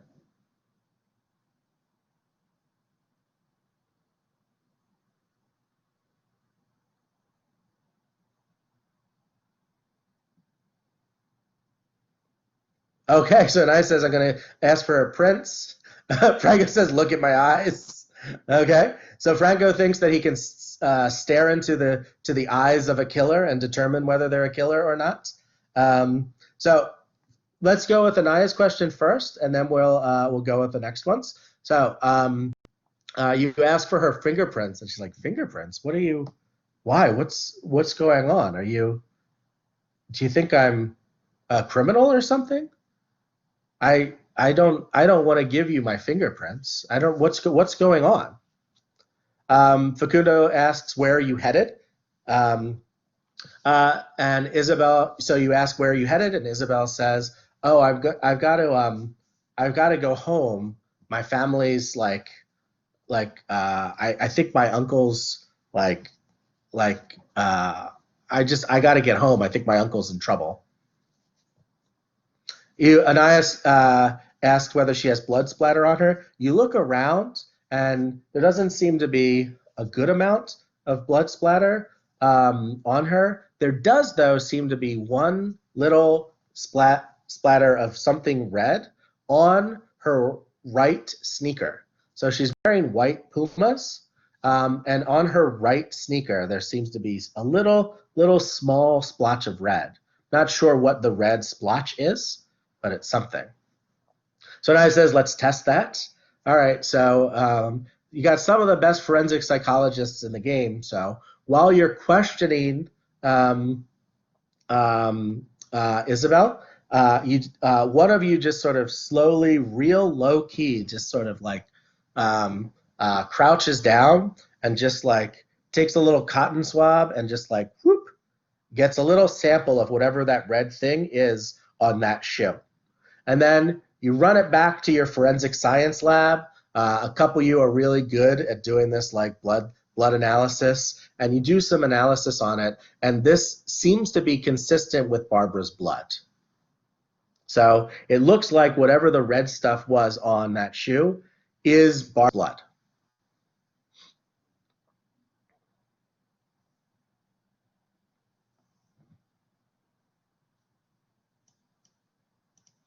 By the way, our people who are doing our blood splatter analysis are Monique and Shanae. They're really good at doing that like forensic sciencey type stuff. So Monique and Shanae are the ones responsible for that. So Anaya, she did not say yes to being fingerprinted at this point. Other questions you'd like to ask her? Great.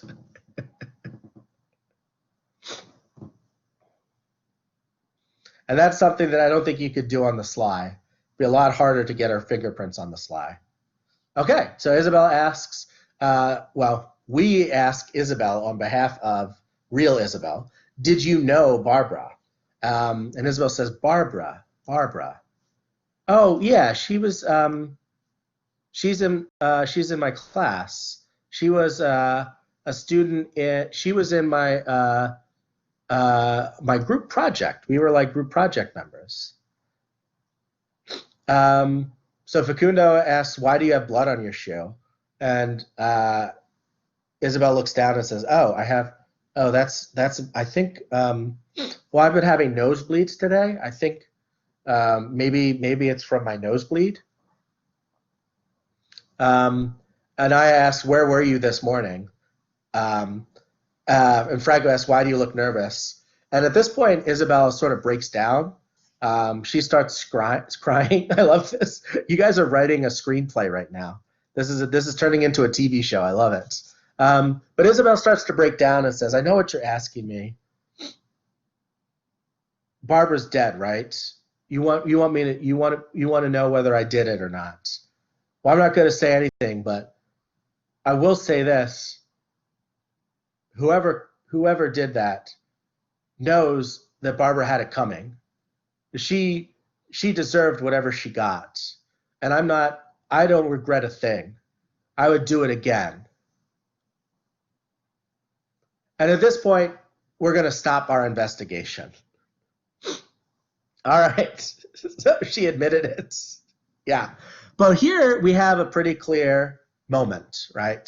At this point, I think we're ready to not downright solve this case.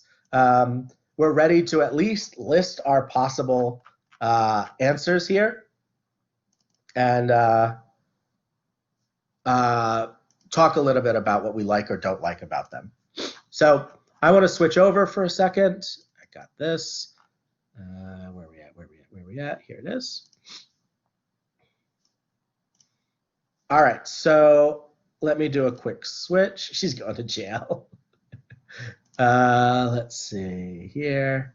Where are you at? There it is. All right, so I've just tried to switch this out. So hopefully you see that. This is so that I can write on this. We've got some possible hypotheses at this point. I want us to list all of our hypotheses right now. What are the hypotheses that we're considering? Basically, a hypothesis in a scenario like this is like an explanation for why she's dead, right? A possible suspect that could be the killer. So, who do you think we might have as a possible suspect? What do you think we might have as a possible answer here?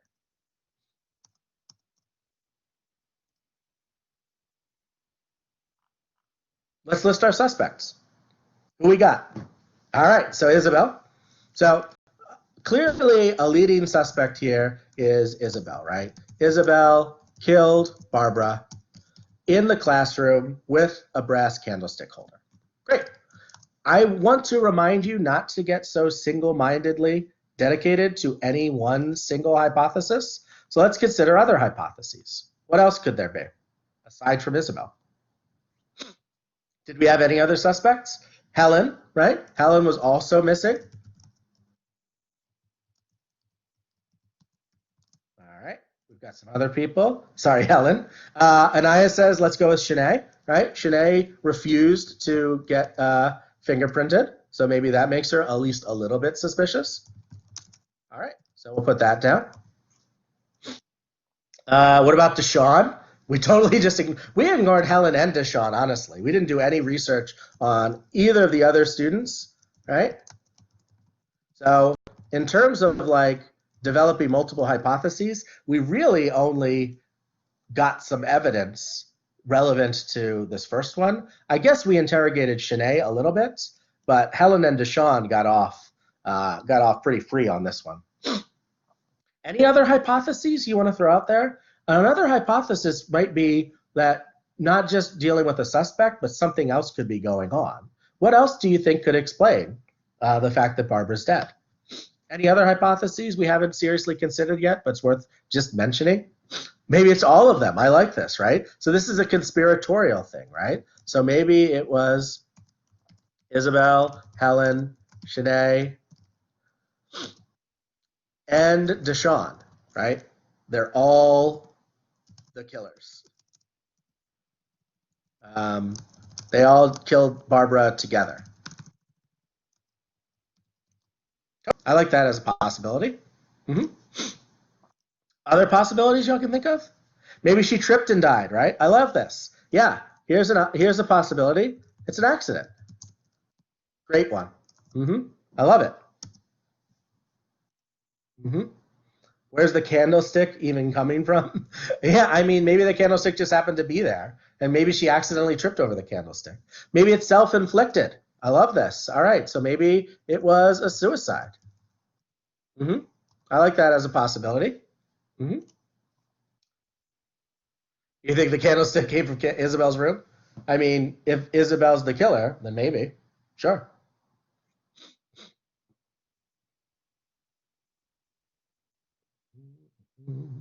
Yeah, that would be a rough suicide for sure.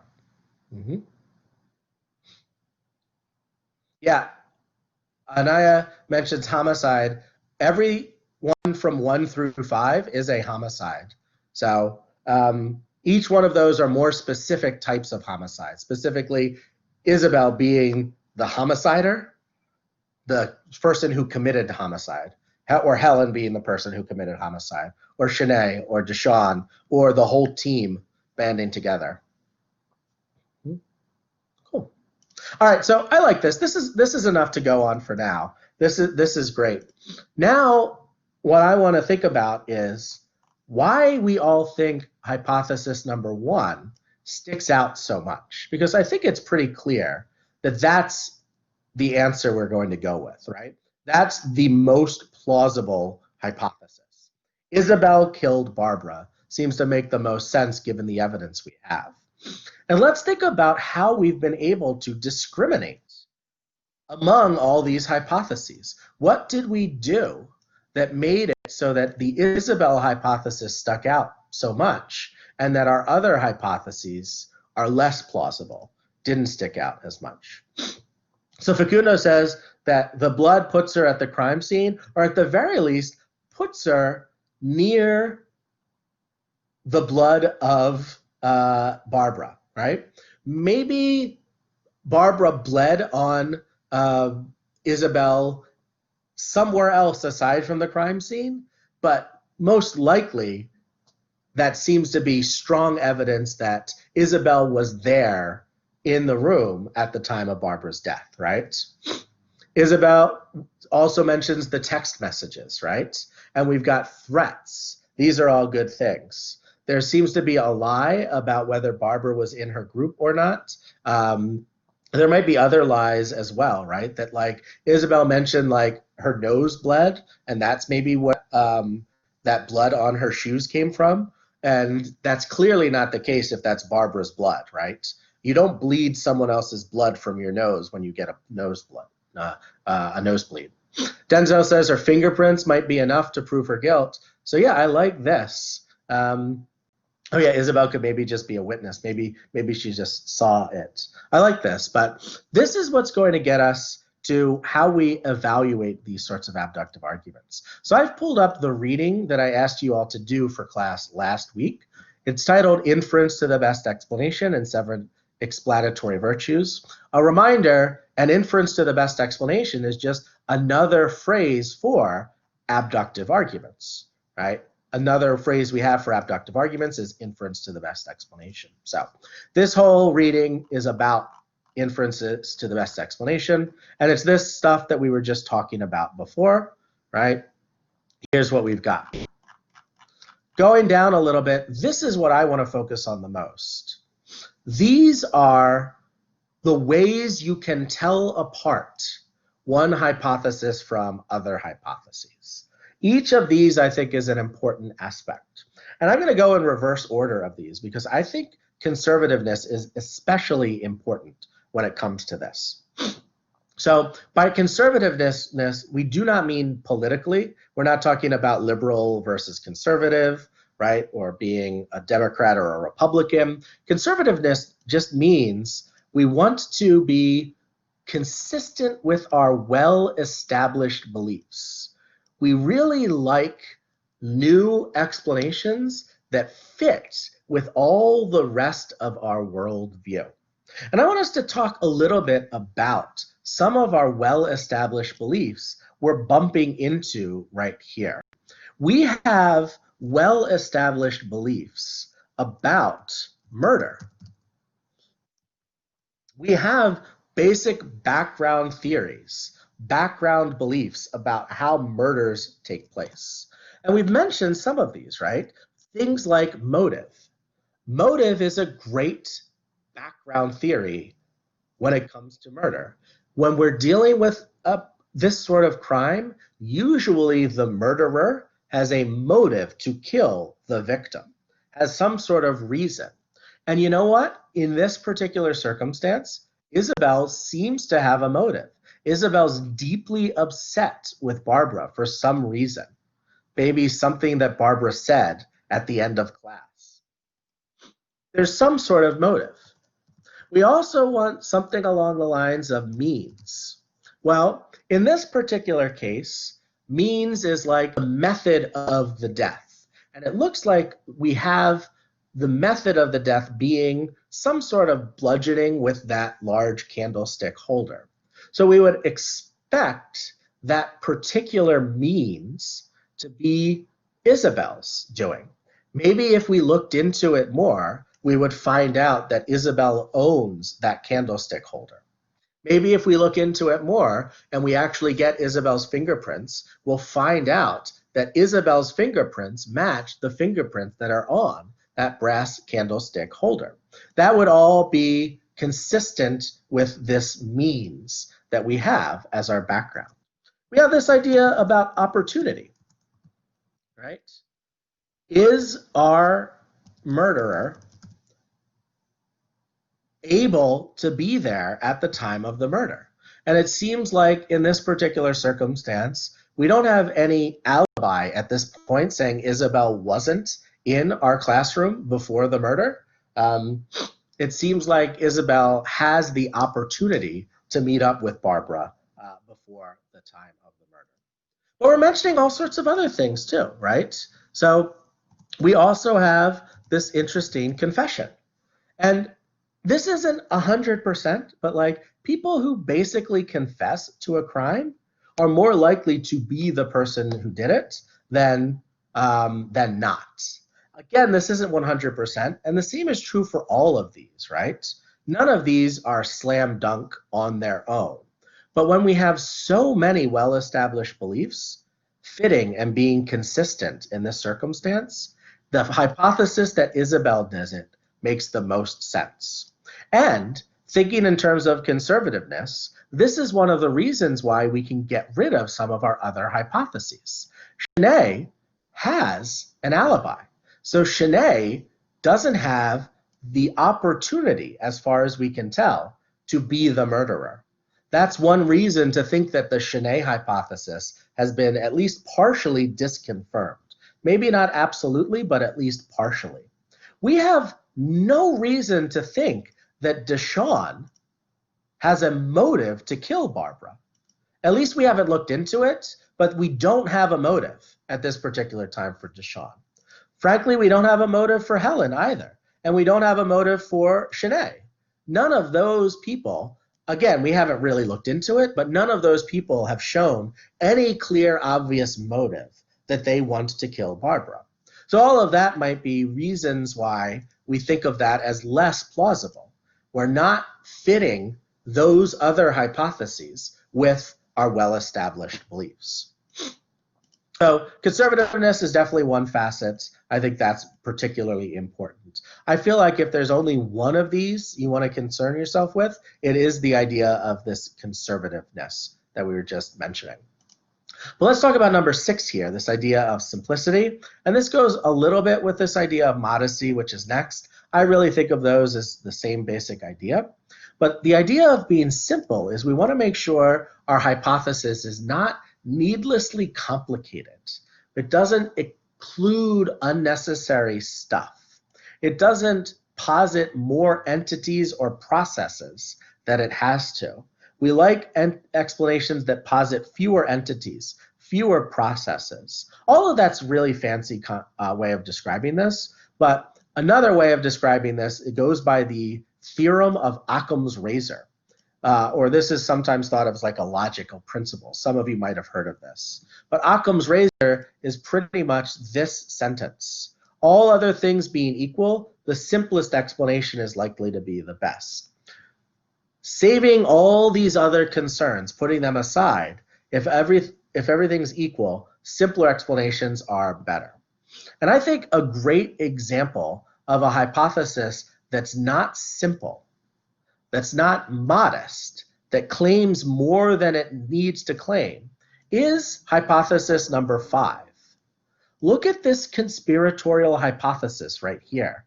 This was a 4-person murder job. It took 4 people to murder Barbara. Really? You think that that is the best explanation? As a possible explanation, sure, it's out there, and I'm glad we thought about that one. But think about how complex that is, as opposed to the simpler explanation that it was just Isabel alone, just Isabel by her lonesome. And here's why people refer to Occam's razor as a razor. What you do when you're faced with a needlessly complicated hypothesis is you cut out all the parts that don't seem to be doing any additional helpful explanation in your hypothesis. The hypothesis that Isabel killed Barbara is just as explanatory as the hypothesis that Isabel did it along with these other 3 people. And honestly, adding Helen to the mix doesn't add any more explanation. Adding Shanae to the mix doesn't help us explain anything. Adding Deshawn into our explanation doesn't explain any of the evidence we've uncovered.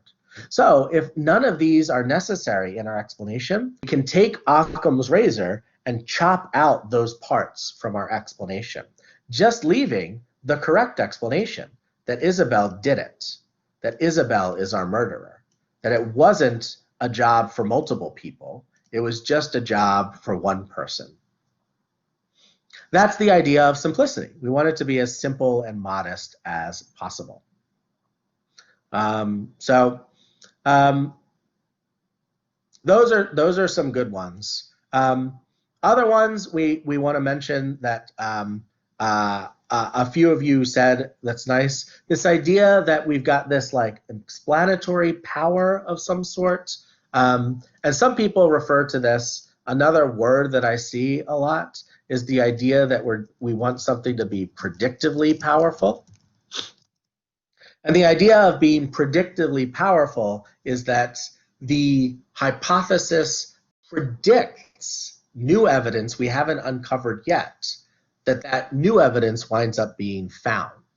So theory predicts new evidence we wind up finding.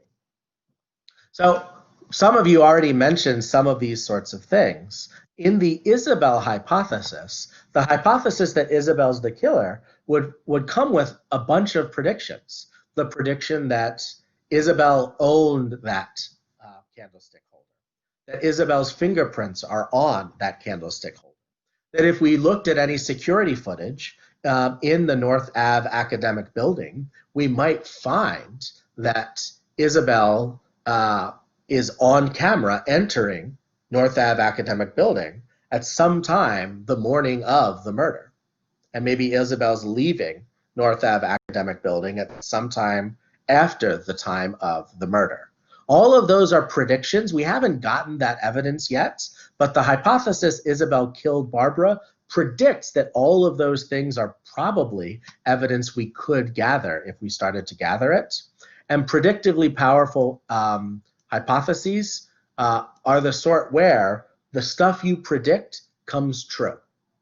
What you predict winds up being the case. And the last one I want to talk about in all of this is the idea of being falsifiable. This is not particularly related to any of the hypotheses we discovered or described at this point, but falsifiability is an actual virtue when it comes to hypotheses. This sounds like a bad thing. the idea of being falsifiable seems like a negative because we're saying it's false, but falsifiable is different from false. When something is falsifiable, another word for this is just that it is a testable hypothesis. So we could say that this also means testable. We mean that we could, in principle, uncover evidence that disconfirms our hypothesis. This hypothesis makes enough of a statement about the world that we could test it to figure out whether it's true or not. So maybe you could think of this accident hypothesis as hard to test. It's unclear what you could do to figure out whether Barbara died on accident or not, for instance. Or maybe we could add another hypothesis that's not really falsifiable or testable. Maybe somebody could posit the hypothesis that ghosts killed Barbara, that Barbara died from a random ghost attack, and ghosts are killers in the world. How would you go about actually testing or trying to falsify a hypothesis like that? That seems pretty implausible. All right, so let me give you some examples of claims that are bad, hypotheses that are bad because they are not falsifiable. So this is an example I use sometimes in some of my classes. I don't know how many of you know this about me, but this class doesn't just have one teacher. This class has had a teaching assistant the whole time. Maybe you didn't realize that, but the teaching assistant is this wonderful elephant that I've had a strong relationship with and a strong professional relationship with over the past decades. This elephant is 6 inches tall, so pretty short elephant by elephant standards. This elephant is glowing pink, except this elephant is not visible to most people. Most people can't see this elephant. And this elephant is on my shoulder right now. This elephant's name is Fluffy. Fluffy the elephant is hanging out on my shoulder right now. I don't know if you can see Fluffy right here on my left shoulder. But she's there and she's hanging out. So I've just put forward a hypothesis. Fluffy the elephant is on my shoulder right now and has been helping me teach this class. Try to prove me wrong. Try to falsify my hypothesis. I like Helen saying you need to get me a therapist real quick, right? Get me to therapy. This might be some signs of mental health concerns I've got going on here. And maybe that's an explanation for why I'm saying what I'm saying. But try to falsify my hypothesis. Try to present me evidence that there is not, in fact, an invisible pink 6-inch elephant named Fluffy on my left shoulder right now. Tell me why I'm wrong. Present me evidence that I'm mistaken.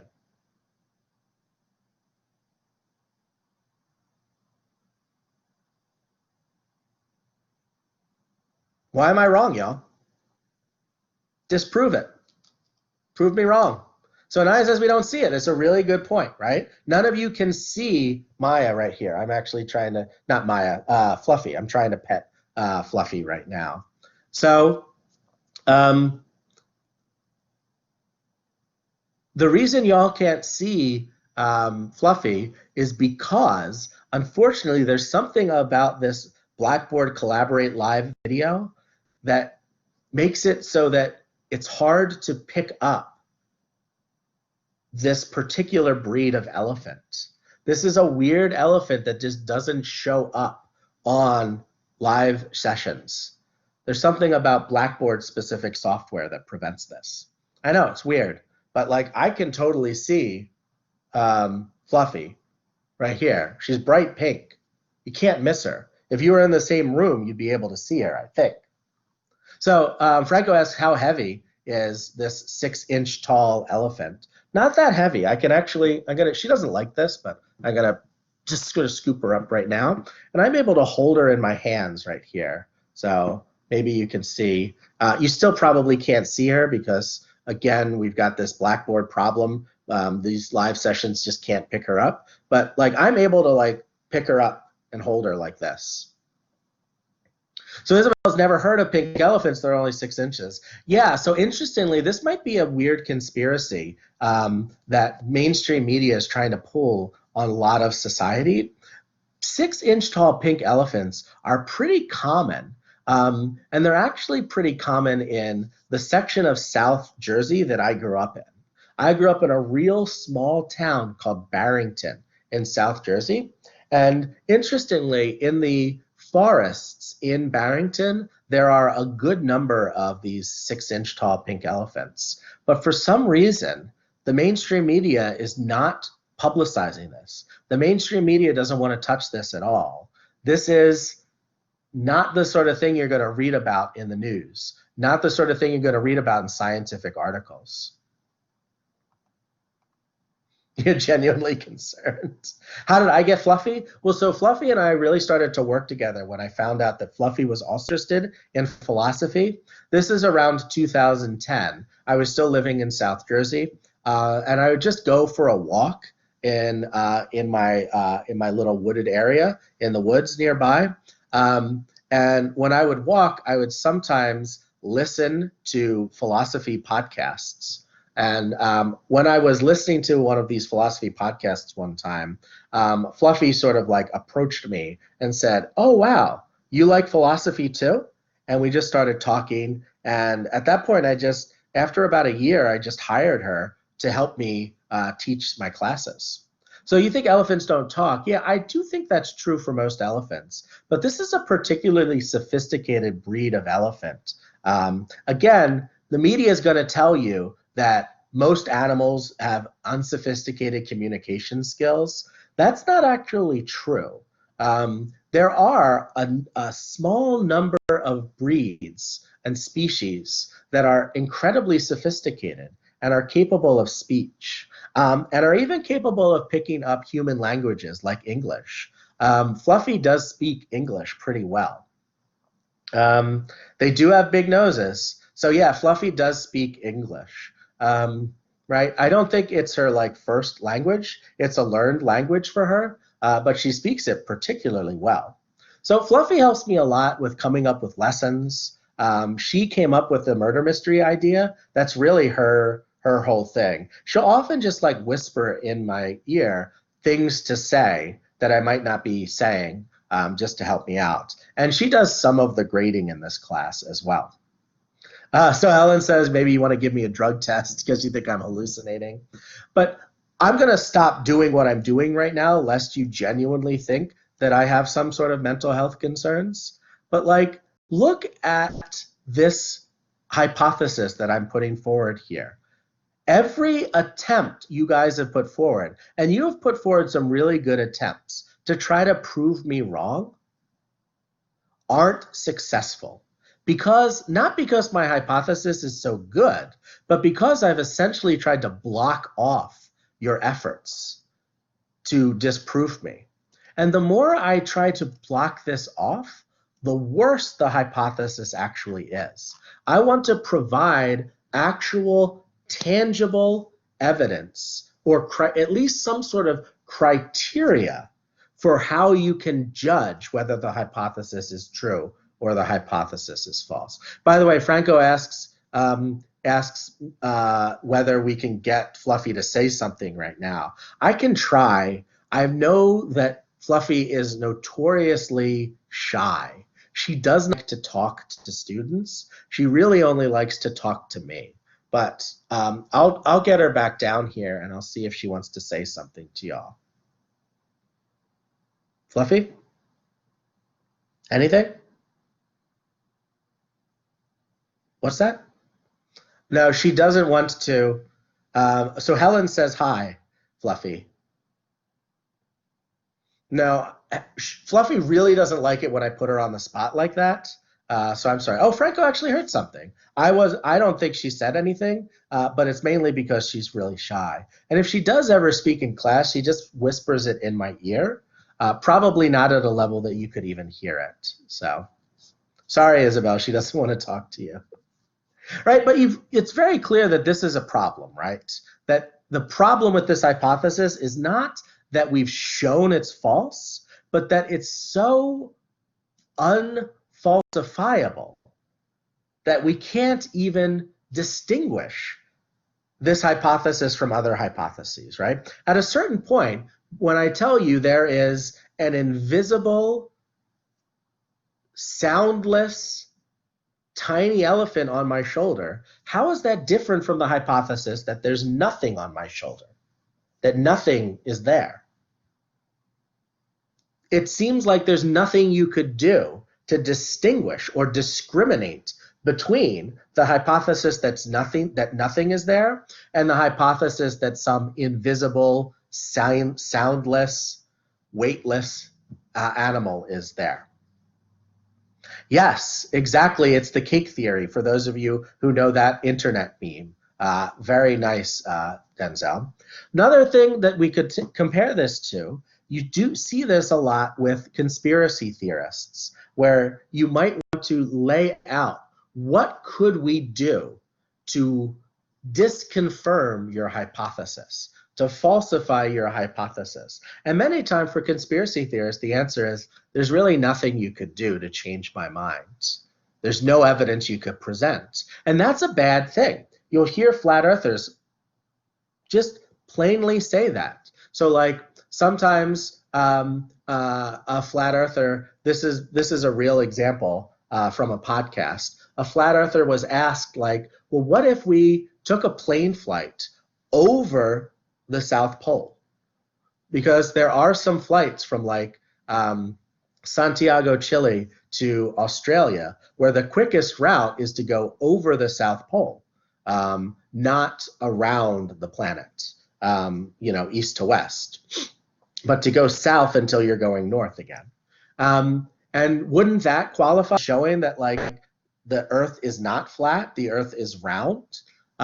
What if we just took a plane trip and we kept traveling north to south until north becomes south and then back around again? Wouldn't that prove it? And they said, no, I couldn't trust that, because what if the person flying the plane did a trick and manipulated it in some sort of way? So at that level of unfalsifiability, we've got a problem with our particular theory. If you were a flat earther and wanted to put forward direct, clear criteria for how to test the flat earth hypothesis, then that would be one thing. It would still probably turn out to be false, but at least it would be falsifiable. A conspiracy theorist at that level is getting to the point of being unfalsifiable. And there are other people who do this as well. So you'll hear some people who claim to have psychic powers, where they claim to be able to like read your mind or read other people's minds or see into the future or whatever.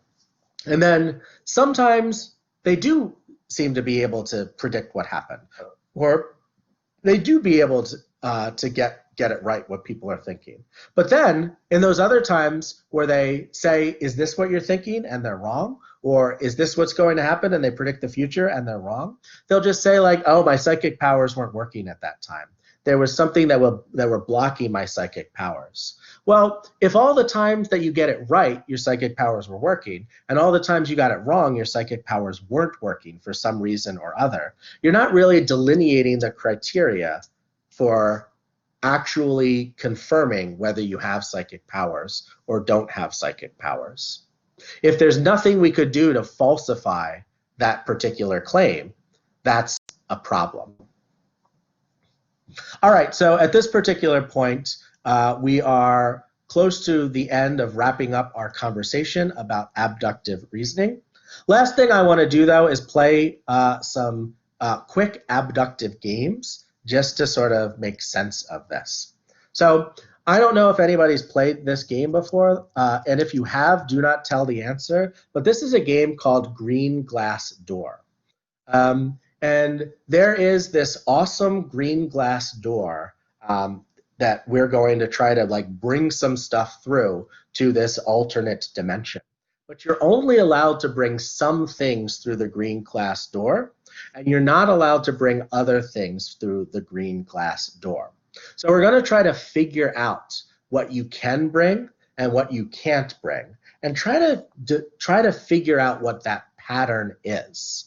And we're all just try to guess what the pattern is, but we're all more specifically going to try to bring things through this door and see what stuff works and what stuff doesn't work. So I'm going to give you some examples right now.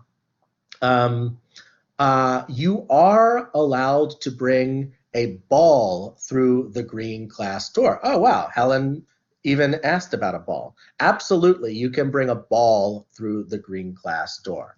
Yes, very cool. That's very creepy that we said it almost at the same time. Clearly, you were typing it before I said it, though, so very cool. You can bring a ball, but you can't bring a cube. So you're not allowed to bring a cube through the green glass door. All right? So just like Helen's doing, I want everybody to ask whether they can bring some particular thing. It could be a household item. It could be anything. You can bring a ball, yes, but you can't bring a cube. No way. Thank you, Franco. If you know the trick, by the way, don't tell the rest of us yet. We're going to try to figure it out together. So Facundo asked whether you can bring a bottle. Absolutely, you can bring a bottle with you. So I'm going to bring this water bottle. It's sort of empty of water, but I'm going to try to drink just the last bit of it. Isabel asked whether you can bring food. Yep, you can bring food if you want, for sure.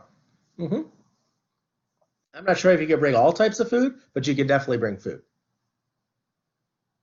Barbara, can you bring your phone? No, not allowed to bring your phone. Sorry about that.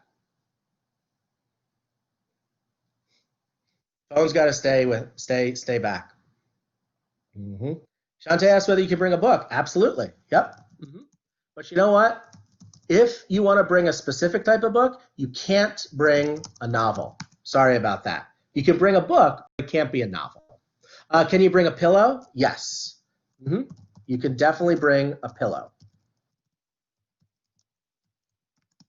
Have some of you played this game before, by the way? Just let me know if you already know the trick.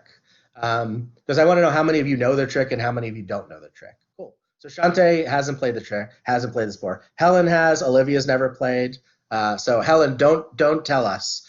You can keep guessing, Helen. Like you can keep asking what you can bring or what you can't bring to help us, but don't tell us the trick. Barbara's never heard of this. Facundo doesn't know it. Shanae wants to bring a snake. Wow. Shanae, please do not bring a snake with you. You cannot bring a snake through the green glass door. All right, so maybe only Helen's the only one who knows at this point. Can't bring a snake. Anyone have a hypothesis who's not Helen at this point for what you're allowed to bring and what you're not allowed? Franco says, how about a cooked snake? Okay, I'll allow it.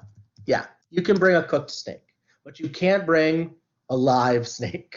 I thought Shanae was going with a live snake. You can't do that. Can you bring sunglasses, Shanae? Yes. Yeah, you can bring your sunglasses for sure. In fact, you can bring your regular reading glasses. Reading glasses are allowed too. Sunglasses, reading glasses, those are both fine. Anyone have a hypothesis at this point for what gets in and what doesn't get in? What's your hypothesis, Shanae? So I think I remember this game, but then I feel like you're doing it differently from other people. It's either the first letter of your name or it's the next in the alphabet. It's like the next letter after your name. Okay, so a hypothesis we've got is you can bring an item that's got the same first letter as your name. So Shanae can bring in S words or maybe T words. Barbara could bring in B words or maybe C words. I could bring in, as Sean, S's or T's. Shantae could do C's or D's. This is something that we could test, though. So Shantae thinks that might not be the game. Barbara's saying maybe it has something to do with the letters, but try to test it now. Shantae, see if you could bring in a C word or a D word. Helen, see if you could bring in an H word or an I word, right? Let's test it. Oh, so Franco's got a game called Turtle Soup. Maybe we'll play this one next. But let's actually test Shanae's hypothesis, right? So Barbara said a book, but not a novel. But who asked whether they could bring in a book? So yeah, so Franco goes by Franco is bringing a cooked snake, but his name here is Sehwan. So that begins with the letter C, right? Same as cooked snake. So that's something that confirms it. But Isabel said food, right? And F is not that close to I, right? And Isabel got a yes. And Shantae asked to bring a book, and book doesn't begin with a C or a D, all right? And I said only some foods. B is before C, so let's just keep testing this. Shanae might be right, but it could also be other hypotheses, right? Remember, the big thing we want to do is develop multiple hypotheses and then test them, right? And then try to test them. So testing them would be like try to use Shanae's hypothesis to see if it works or doesn't work, right? Confirming instances, try to get disconfirming instances. Disconfirming instances are often even more helpful of the sort that y'all were talking about. So just keep asking what you can bring in. The more evidence you get, the better. Keep gathering this evidence, y'all. It's evidence time. What else? Ask for stuff you can bring in. Right? So Barbara says right now we can bring in foods, a book, a cooked snake, glasses. Those are the things we can bring in. Good. Keep asking. What else could you bring in? I bring in a cake. Shantae, nope. Can't bring in a cake. That's at least partly disconfirming Shanae's hypothesis that it's the exact letter as your first name. An apple. Barbara, yes. You can bring in an apple. Barbara can bring in an apple. Helen asks whether you can bring in a ladder. You can, yes, bring in a ladder. For a plant, no, you cannot bring in a plant. So Shanae's wondering if maybe it's the letter before your name. Franco asked whether you can bring in an adult. The answer is no, you cannot bring in an adult. But you know who you could bring? You could bring in a toddler, just not an adult. An adult can't come with you. Is Barbara feeling like she's getting it? Shantae might feel like she's getting it. Can you bring in a dog? Anaya? No. Shantae, maybe you have a hypothesis. Go ahead and unmute yourself. What is your hypothesis? Okay, so I think the way it's going is like, okay, so you said that we can bring foods, a book, cooked snake, and glasses. Those all have like two letters that are the same, so that makes sense. Like, Yeah, say that louder. like you see how like foods is like double O and book is double O and cook is double O and then glasses is double S, and then you said we could bring a toddler double D, and then what was the other one, ladder double D. Yeah. Yep. So your hypothesis right now, Shantae, is double letter words. Double letter words, like the word puppy has two P's in it. The word Rottweiler has two T's in it. The word food has two O's right next to each other, right? And as Anaya says, that's why this is called through the green glass door. Look at that. There's the green glass door. Look at all the double letters in green glass door. Yeah, so that's the answer for this one. Tricky, right? And my favorite thing is that what typically happens is you consider other hypotheses at first, like Shanae's hypotheses, and it's really helpful to think about those hypotheses and to try to confirm or disconfirm them. And while you're disconfirming them, other hypotheses like this double letter one might emerge, and you can start to confirm that more. That's typically how you would work this. So awesome. Oh, right. So ball was something you could bring, hence ball with the double letters, LL. Where cube, you couldn't bring it in because cube doesn't have a double letter in it. There's no two letters that are the same right next to it in there. Awesome. So race car, are you doing the turtle soup game or are you doing something different, Franco? Because race car doesn't work for this one, but for any of you who might realize, race car is a palindrome, meaning it's the same forwards and backwards, right?